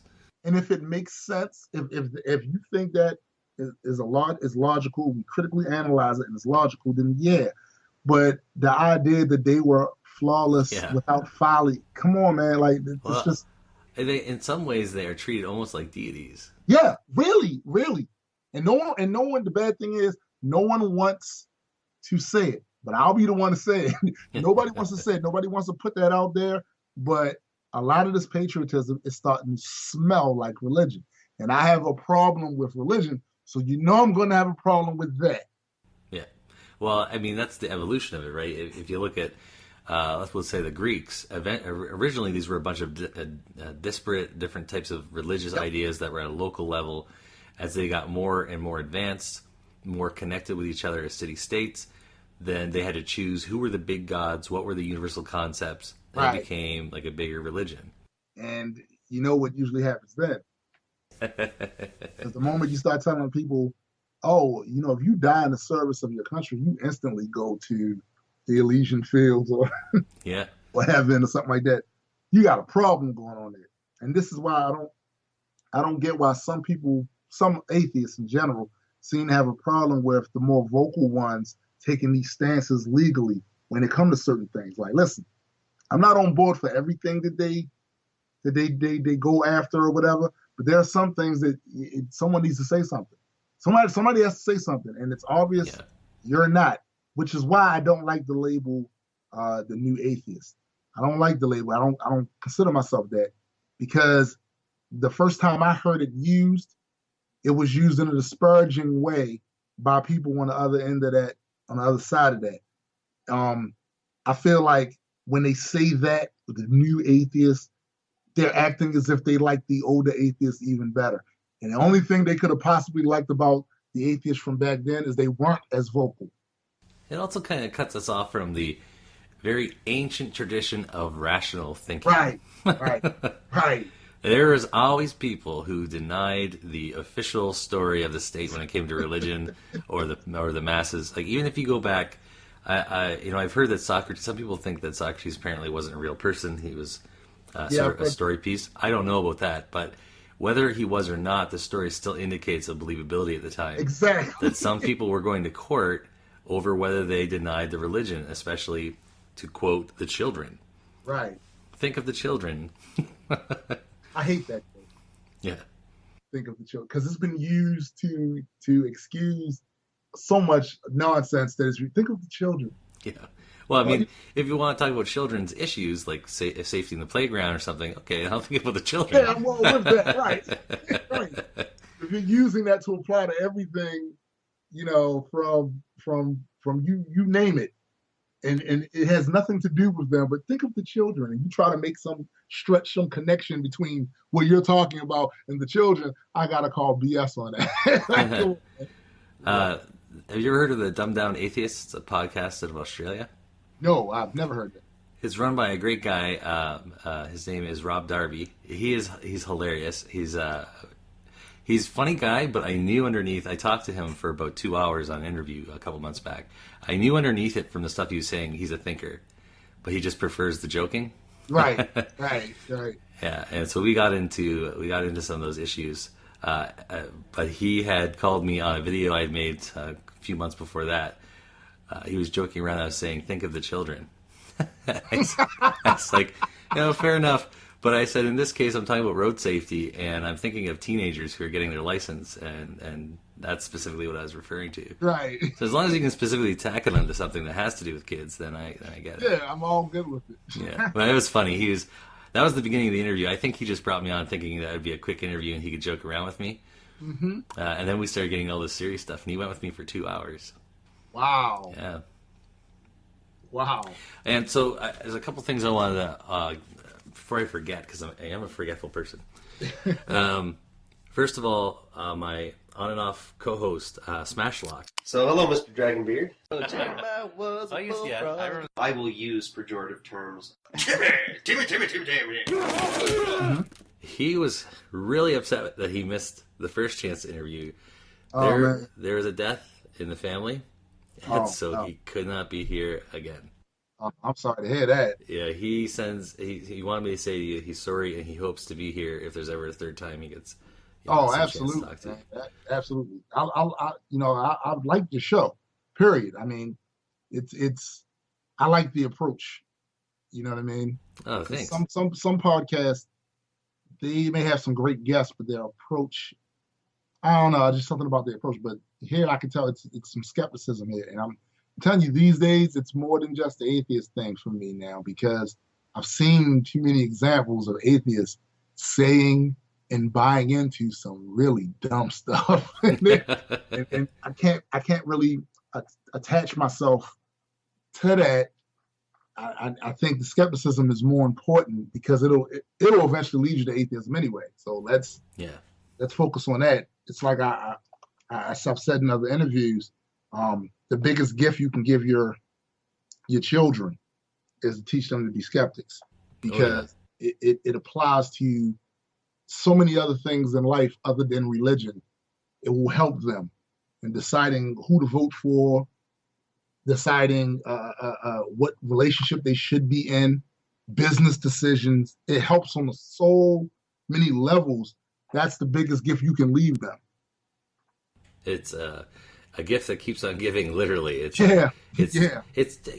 skepticism, I think, very much is about stimulating a part of a person's brain that might otherwise be very little used. Mm-hmm. I think everyone's capable of it. For my daughter, if like my wife and I are no longer together, she is a believer. I can never really pin it down. Some kind of believer in God. It's one of those. It's in transit, right? It's like this and that. So she talks to our daughter a lot about it. The only thing I've asked my wife not to do is to tell her about hell. Yeah. This concept of hell. I think we've managed to dodge that bullet. But anyways, the point is, if my daughter grows up to be a Christian or very devoutly spiritual, I'm going to love her no matter what. I don't think she can disappoint me. But I do want to try and help her to make those decisions for herself with that kind of capacity to question.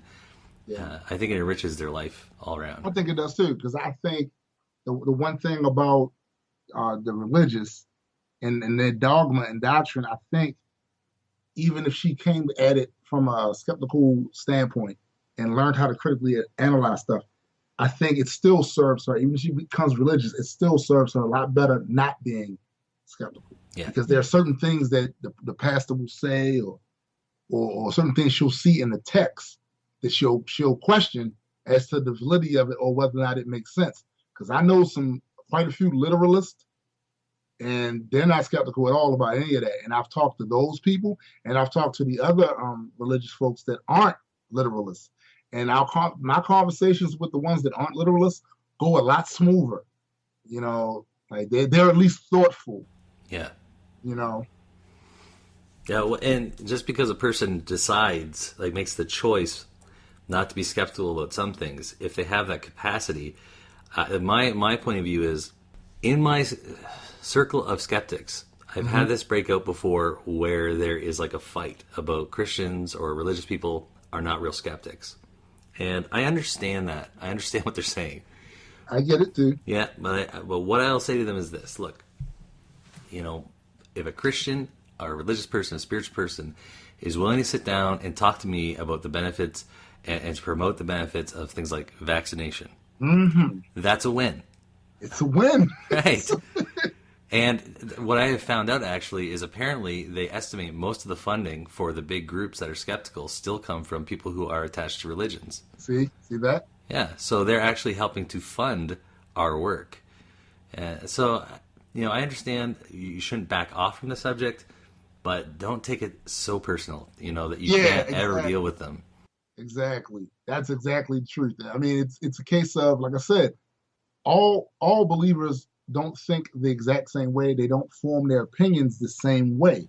Yeah. So it's like you have to really pick your battles, and you can't really do a sweeping generalization of them, because, like I said, I've talked to quite a few of them over the last couple of years that don't fit the stereotypical idea of what we think a believer is. So a lot of us think atheists think a believer is. They don't fit that category. Not all of them. And they're trying. And I also think there are a lot of things that that even the most thorough skeptic, there are some things, some thought processes that they have that could stand some work.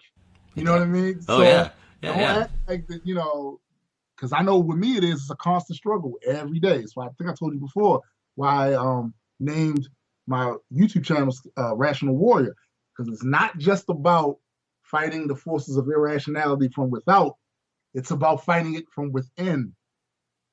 Yeah, absolutely. And I would argue more so within than without. So well, a good example is my parents. They're both believers. They're Christians.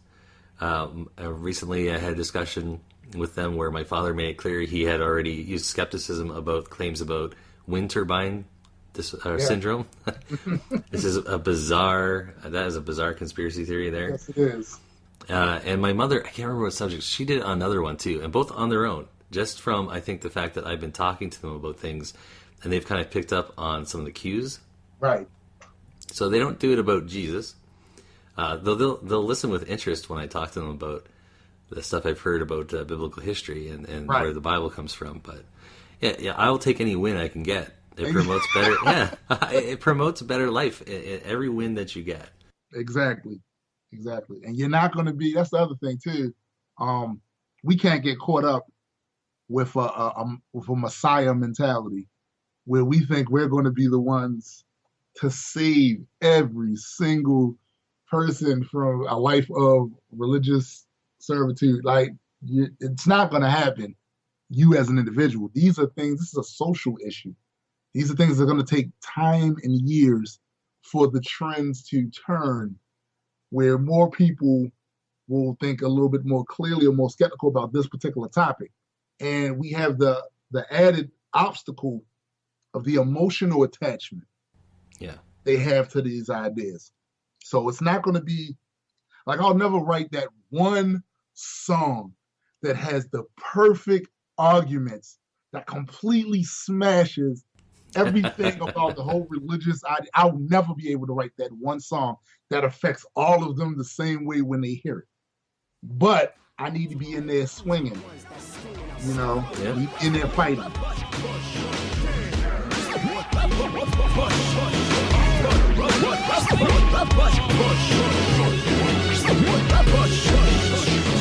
I'm still pushing, regardless of the fact the odds are stacked against me. Simply because I'm the type that run on fumes if the tank is empty. I flip these obstacles and the finger to those that said impossible. Slay a naysayer with determination that's pathological. Cause I've been left and forgotten, caught misbegotten, then abandoned. Now today they love Tombstone, but once they couldn't stand landing. So I'm handing out these fuck yous, but when I come through I do exactly what I want to. But to say that it's not a struggle would be untrue. See, I've never lived a cushy life. Sometimes this life will push me like a bully that likes to mush me twice, then knock me down and take my bite. They food in the refrigerator, those women that always left me later. So-called friends and allies only revealed to be be the biggest dreamers. People that lack the faith in me with this music shit, I make them see that all those laughs and fuckery is bullshit that never budges me. I concentrate on me and my family, and that's it. So any other conversation you bring it don't mean shit. And not only that, your music fills an awesome niche in the market where I can sit there and listen to your music while I'm going down the road. and as somebody who's already skeptical and already not religious, it still is a reminder of a lot of the issues and that I'm not alone. Right. You know, because as I gotta tell you, as a truck driver, I do not meet a lot of truck drivers who seem to be in any way non-religious. Maybe they are, but they all seem pretty religious. Well, ditto the same way as a musician. It's the same thing.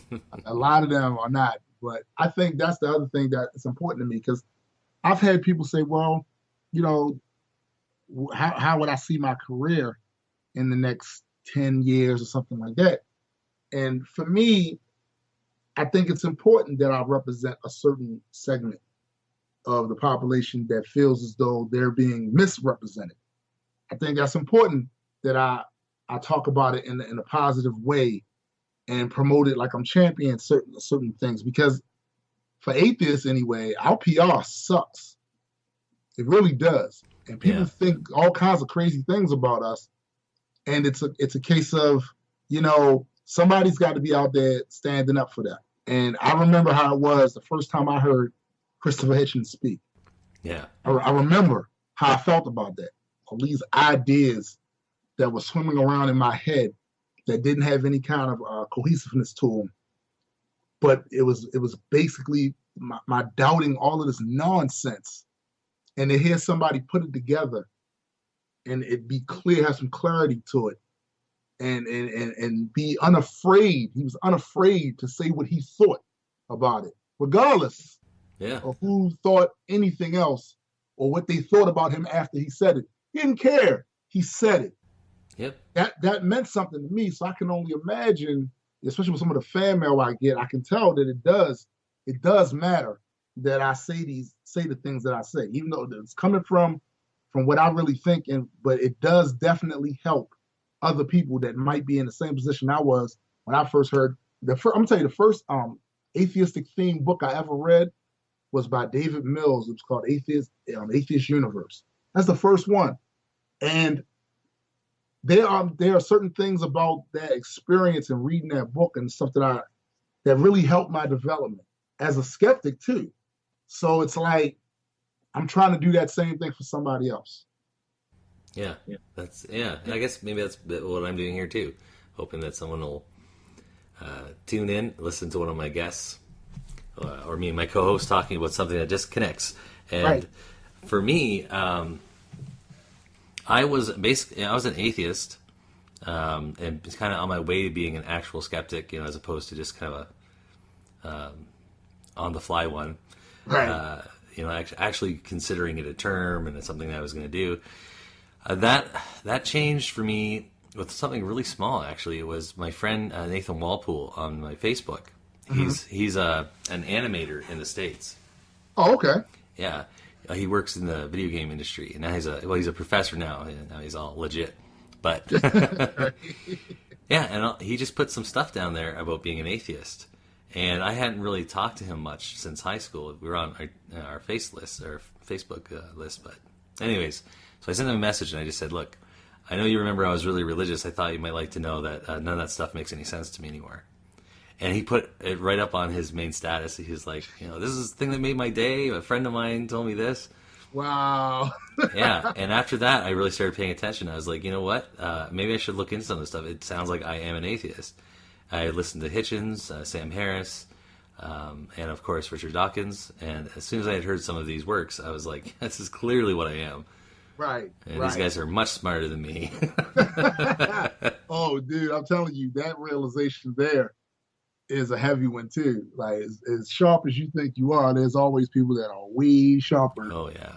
You know, but I appreciate them because I learned from them. And to be honest, I've learned so much from my fan base. Some of the things they hit me with sometimes, I go, whoa, let me check that out. Like, whoa, let me check that out. So I think it's a case of each one teach one. And just because I have a platform to my voice is a little louder than some of theirs, that doesn't mean that they don't have something to offer. Yeah, I think that for every person you hear say thank you to you for making an impact on them in that way, I think there's going to be a lot of people you don't hear from. I think your music has a strong resonance emotionally and intellectually to call people to honesty and awareness. I really appreciate it. Thanks, man. I mean, to be quite honest with you, I never thought that I would even be in the position that I'm in now. I guess nobody ever really does. But, I just feel like I need to be responsible. Now that I do have all these people listening to me, I need to be responsible with the things I say and make sure that any projects that I do, they count for something. Yeah, I can have some fun, imaginative stuff on there too, but I need to have projects on there that actually adds to the betterment of the way people approach life and the way they approach these topics. I need to be in there still fighting for those same things, because I just think it's important. Like I said, I told you before, I saw the effect that it had on me when other people were out there doing it their way. You know what I mean? So I'm just trying to give back a bit, Your intro. What is that introduction? What show is that from? I can't place it. That is from Supernatural. Supernatural. The show Supernatural. One of my favorite shows. And it's interesting that you say that because in that particular episode, this is Death, the incarnation of Death, speaking to one of the main protagonists in the show. And his whole point was that, don't come in here and approach me with all of this human hubris, Yeah. Because you are like, to a thing like me, a thing like you, like, you need to understand from my perspective, you are too small. Like you're not somebody that I really consider like that. Yeah. One thing I like about the show, I had one fan asked me, was it kind of, I posted a picture of a book about the Norse mythology, because I'm really into mythology, really heavy, always have been.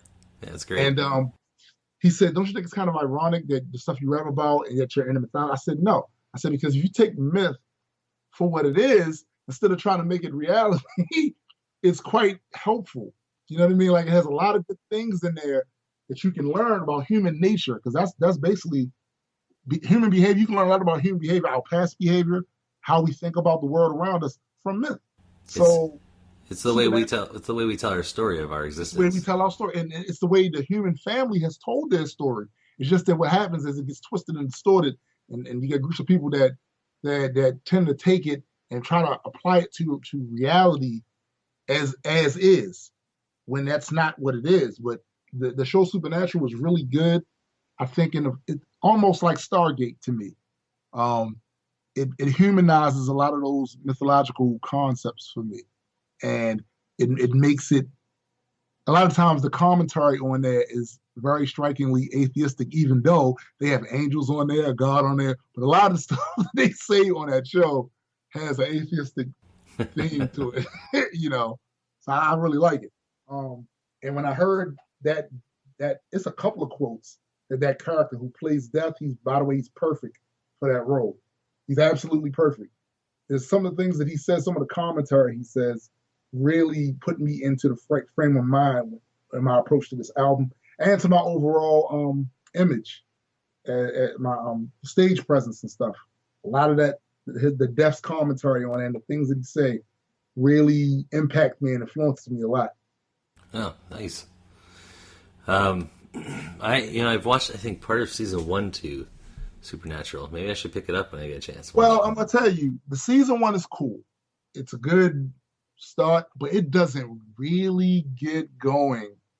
Like really get going, I would say, to like second and third season, like when you start dealing with more than just a ghost and other little urban legend creatures that they deal with on the show. When it starts getting into demons, angels, God and stuff, that's when it starts really picking up. Hell and heaven, and that's when it really starts picking up. So I would humbly recommend that you go back and check it out. You can go back over the first season again if it's been a while, just to get your bearings a bit with the characters and their motivation. But it really starts to kick off around season 2 and 3. Yeah, isn't that the general rule with TV shows that if they're going to be a good show, they suck in season 1. Yeah. And if they are awesome in season 1, they usually are canceled by season 2. That's how it usually works, and that's how Supernatural is, because Supernatural was on for years before I started watching it.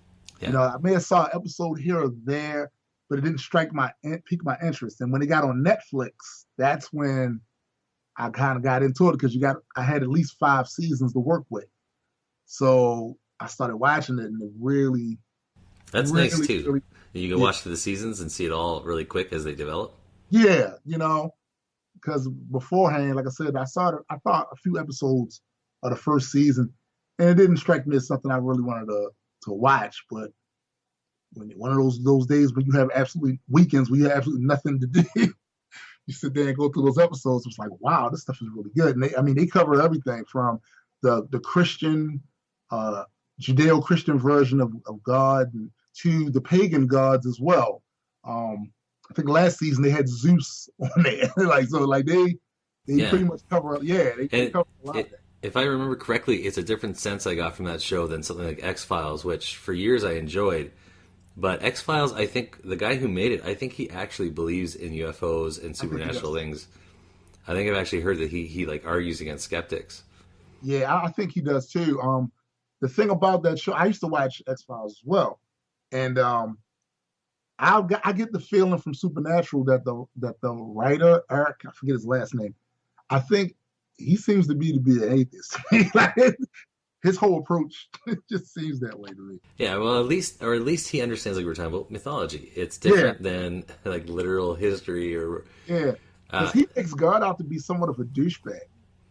The angels too. The angels are major dicks, and so you may have a couple of them that are cool, but for the most part, they are jerks, and that's what leads me to think that his portrayal of them, Have you ever read any or watched any stuff from Joseph Campbell? Didn't he write the book about the myth? That was his main thing. Yeah, he was a professor from way back. I've heard of him, but I don't think I've read his material. He died in the late '80s, but one of the big steps for me was actually my wife. I think she was hoping to kind of help me find a new deist kind of faith. Mm-hmm. And that's kind of where I was sitting at the time. This is years ago. And she bought me a discount book by him called Hero with 1,000 Faces. And I think it was to kind of go, like, well, you might not believe exactly in Jesus, but kind of the reality of it's been around for a long time. I think that's what she thought the book would be. Right. But what really it was is basically that concept. However, he's saying that everything is myth, including the Bible. Right. And once you see that, like, I don't know if he was an atheist or not, but I don't know how you can not be an atheist once you realize that. Yeah, true. Because why would you think that had any bearing on reality, on the literal perspective of reality, after knowing that everything is myth? And I think that's my connection with comic books too. Because to me, it's myth. It's all myth. That was why I was disappointed that in Thor they turned them into aliens. Yeah, spoiler alert! I'm gonna tell you. The only thing that keeps me sane about the fact that they turned them into aliens is that Marvel and DC probably does the same thing. They tend to take the movie verse as a different alternative universe. I swear, if I didn't have the comic books, I would have been a lot more pissed, because when they made them into the whole space alien thing, I was like, dude, because they actually did try that in the comic books for a while. I forget the writer at the time. But he put forth the idea that they were extra dimensional beings who advanced so far as science that it was indistinguishable from magic, and that they themselves at this point didn't even see it as science anymore, which is kind of confusing to me, because if they invented this stuff, they would know that it's not magic. They're so advanced and long-lived that they don't understand anything. They don't understand it anymore. So they changed that, of course. But yeah, man, I prefer to think of the Marvel God. One thing about, I had this conversation on my artist page last year. the one thing about the Marvel universe and the DC universe, gods exist in those universes. And it's funny because I always looked at the way the relationship between Iron Man and Thor in the cartoon was always funny to me because Iron Man's a man of science. Yep. And Thor is on the magical divine part. But and when they sit there and have these conversations and arguments about science and magic and stuff, each of them have a leg to stand on because they have demonstrable evidence of magic working, can be demonstrated to work, and the gods and all of that. And Tony Stark has his demonstrable evidence of science and the scientific method and how it works. But in our universe, the reality that we live in, I just don't see what leg the spiritualists and the supernaturalists have to stand. I don't see what leg do you have to stand on here? Well, that's the thing. The beauty of the myth, like right now, the main ones are science fiction, comic books, or the films. Give me in the films. Give me all the magic. I love it in the films. Just if you, in real life you want to sell me on magic, you're gonna have a tough time. Exactly. That's where it's more of a headache. Exactly. I think that's the thing that I cannot lie. It does annoy me that they didn't go with the magic. Certain things I don't see them mentioning the Odin Force. That's a huge big deal to me, being a Thor fan. The whole magical part, and the power and majesty and stuff. I want that in my movies. I want that in my comic book. In reality, not so much. I also wanted to just mention. Yeah, I know you do. You have people that you work with, other rappers. In particular, I've been trying to follow. I like the stuff I hear from Adequate and Lady Assassin. They're awesome. Yeah. Those kids, those crazy kids. Driving jack that you can't, drinking swig you don't drink. Okay, if that's what you think, if it was just about the cash and nothing like a talent, I wouldn't be running over my passion. Hip hop is, of course, it's similar to a tangent. If anybody questions it, the audience bitches the panics. So we're even in the past is for relieving them. The art was never dead, but we're the ones that helped it breathe again. Nigga, when we criticize on tonight, don't act too surprised. It's all because of you, all because of you, it's all because of you, all because of you. Yeah, when your lyrics dumb down with a whack ass sound, don't we laugh, don't we clown you. It's all because of you, all because of you, it's all because of you, all because of you. Yeah, when we criticize, so I feel like we still haven't said enough. It's all because of you. So it's all because of you. Now we're gonna have to break it down a little bit more. When your lyrics dumbed down with a whack-ass sound, and we since y'all hear the first song, now you hear it now, right? It's all because of you. Hey, yo, Sass. It is all because of you. It's Get 'em. Man, this is ridiculous. I'm sick of these lies. Sick of twisted, insufficient, lame excuses of lines. Raps are faded, not a leave it, broken lemons and limes. I don't need this in my speakers, lyrics with no surprise. I don't appreciate this half-assism. Fans is digging in the trash, bumps and mash rash vision. Contemplated clogged away to need some ass decisions. Ain't no shitting on these beats, even sheets ass is it. Only me, but I ain't seen or heard the song out. Ethan, baby flames with kitty names or resin. P-Foul teachers. Adequate has an album coming out on Christmas Eve. I saw that, yeah. Silence. What's it called? Sorry. Awkward Silence. And I've heard, I'm helping them do some of the mixing on the album. And I've heard a lot of the stuff on there. I think people are going to be really pleased with some of the subject matter that he's going over. Like, I think our main thing is to sometimes ridicule the ridiculous. And he does that very well on the songs that I've heard. He does that very well. I think he's gonna go a long way into making being a skeptic cool, you know, because it should be considered cool to be a skeptic, to not be a dumbass. You know what I mean? Yeah, but exactly. He's great. And as a society, let's turn over a new leaf. Let's stop being fools. Yeah, how about that? How about that's the new cool. That's the new cool now. Like, they're no longer a bunch of gullible idiots who buy into things so readily that we don't even check it out to see if it has any validity. Let's find a way to make that cool. And real quick, the one thing that kind of threw me off a bit a couple of years ago when I first really started getting noticed in the atheist skeptic community was that there was a resistance from a lot of the of other atheists with our approach, the Grand Unified's approach as far as musically, because we're choosing hip hop, this, that, and other. And the thing that I used to always bring up to them is that, listen, everybody's not going to come to this via a debate they saw with Sam Harris versus William Lane Craig. Yeah. Everybody's not going to come to this from that. And at some point, there are going to be other people that's going to start thinking the exact same way you think about these things, just from a different angle. They come from a different angle. And the approach that you guys are using is fine for people that's into that. But I can honestly tell you there's a huge segment of the population that doesn't relate to the way that's stuffy. Right. They don't relate to that. Absolutely. They can go to a show and be entertained and actually inspired to think at the same time. That goes a long way into changing the demographic of who goes to these conventions. Yeah. Or who's buying your books. Absolutely. You want the people to write, It's the same thing as how many times have we heard online about stand-up comics having had a huge impact?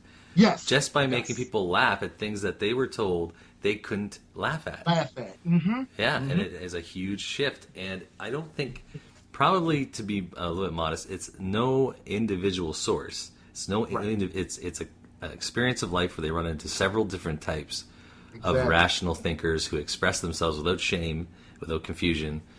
Yeah. And you're right, absolutely. Not everyone can just sit there and listen to a professor. I mean, they're awesome, but it's not for everyone. Yeah, see, I'll do it because I'm a geek. Yeah, that's right. Yep. But some of the people, the circles I run into, these guys, come on, man. Like, I'm quite honest, the people that I grew up with. I grew up in a very urban, very impoverished neighborhood. And some of the friends that I made over the years, trust me when I tell you, the last thing on their mind is listening to some lecture.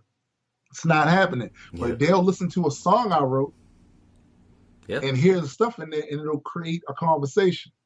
So, okay, so here you say this.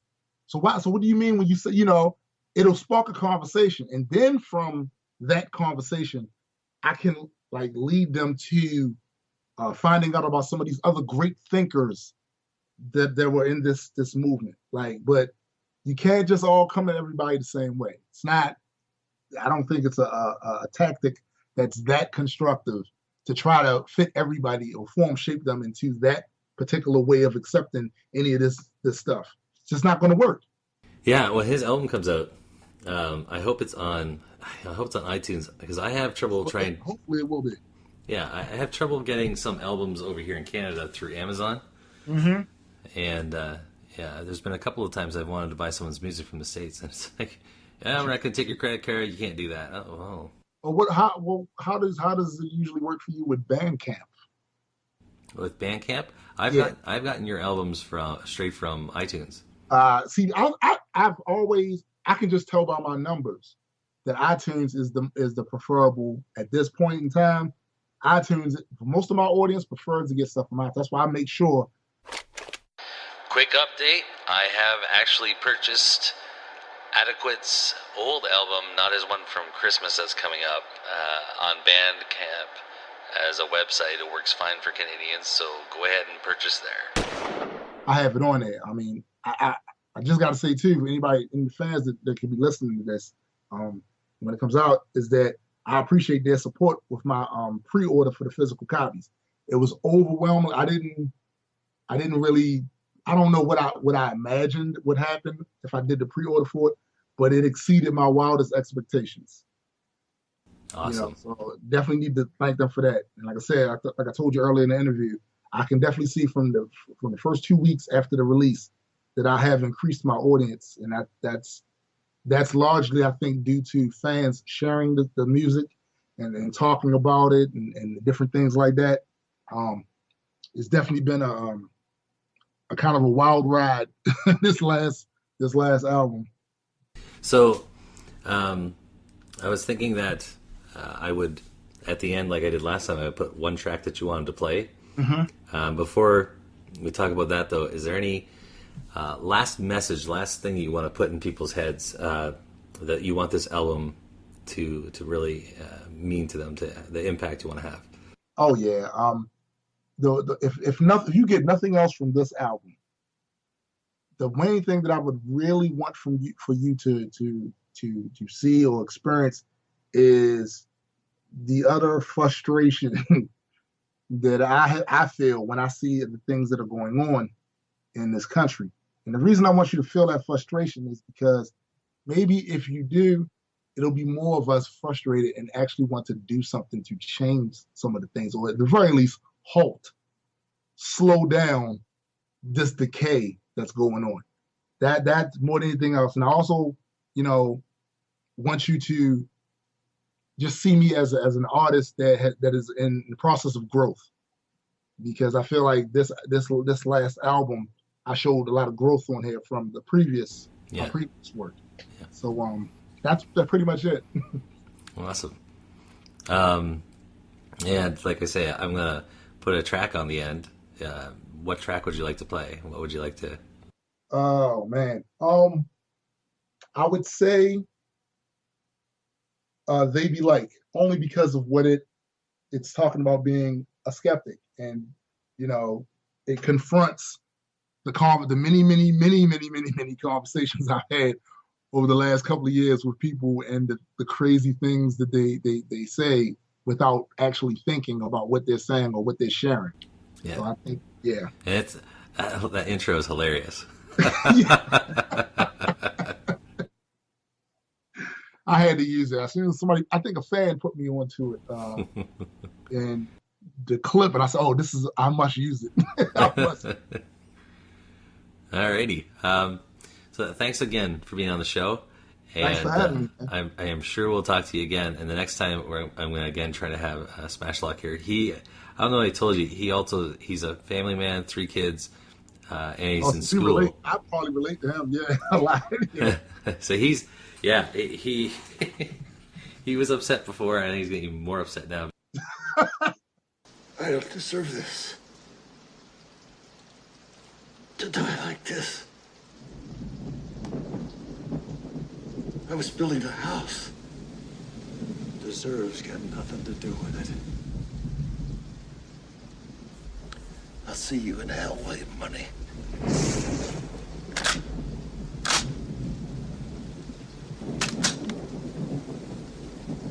Yeah.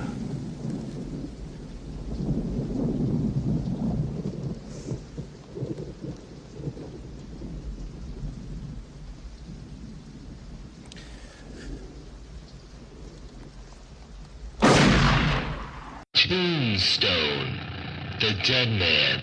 Welcome to Science Schmiance, the game show that tests our players' willingness to stand by what they believe to be true in the face of irrefutable scientific evidence to the contrary. Our first category is anthropology. Cora Ray, this question's for you. The earliest evidence of man can be dated back to this time.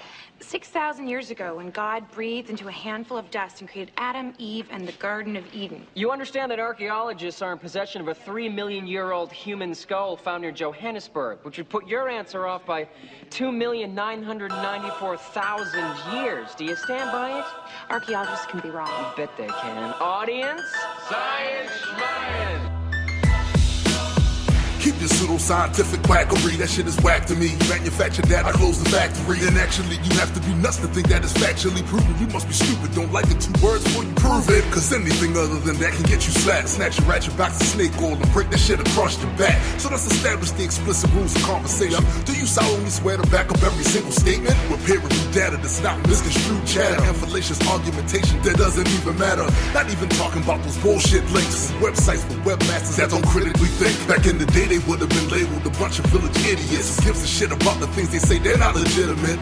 I say you parroting every single word, swallow every single turd of that shit that's so absurd. They be like, I can't believe you don't believe what we believe. You must really think you smarter than us. But man, please, we don't care about what you think. You're not smart because you read and you research everything. There's some things you can't conceive. There's some things that only God knows. What about conspiracies? When the Illuminati comes for you, I hope they make you bleed. I saw this all on YouTube. Why can't you just accept it? You really make me angry. That's why I don't like you skeptics. What did you think about before you shared that meme? Did you research all of its claims to see exactly what it means? Or did you rely on your bias and your feelings of defiance? And if you saw that it was false, would you admit it or deny it? See, that's the very reason I keep hitting on this topic. If I get just one of you to ponder this, maybe you'll stop it and start to really think about the damage that you do when you assist these stupid dudes and spreading what isn't true. To be perfectly honest, I'm losing faith in hairless apes. Perhaps all the time I spend on this is really a mistake. There's a lot of other subject matter out there I can make. How about I rhyme about my shoes, cause hey, Nikes are really great. Never mind, that shit is fake, and that's why I dismiss it. My attitude alone that had me labeled as a misfit. I'm carving my own path with my message to the masses. It's not about who's fast, this is who the one that lasts. They be like, I can't believe you don't believe what we believe. You must really think you smarter than us. But man, please, we don't care about what you think. You're not smart because you read and you research everything. There's some things you can't conceive. There's some things that only God knows. What about conspiracies? When the Illuminati comes for you, I hope they make you bleed. I saw this all on YouTube. Why can't you just accept it? You really make me angry. That's why I don't like you skeptics. If you ain't fighting ignorance, you help spread that shit. If what I say applies to you, you need to dead that quick. And if you're doing it on purpose, I would say that's sick. Now you're the problem and it's obvious you're wrong, you prick. I kinda feel like it's my duty to expose you and put you out in public so that everybody knows you. Alerting as many people as possible to let them know the things that you say are just not logical. People are so comfortable with lies, I guess they just feel better. Their confirmation bias compliant to every letter. So when someone disputes their ego just gets the best of them, instead of looking up what he said, they try suppressing him. I'll be the one that's standing up against the dumb. And the pseudoscience armies and zombies that stay calm, filled with all the soldiers, Ray Comfort and Oprah, Miss Sylvia Brown and that clown Deepak Chopra. They be like, I can't believe you don't believe what we believe. You must really think you smarter than us. But man, please, we don't care about what you think. You're not smart because you read and you research everything. There's some things you can't conceive. There's some things that only God knows. What about conspiracies? When the Illuminati comes for you, I hope they make you bleed. I saw this all on YouTube. Why can't you just accept it? You really make me angry. That's why I don't like you skeptics. On and on. Every day it goes on and on and on. And every thread it goes on and on and on. And on and on and on and on and on. Shut the fuck up.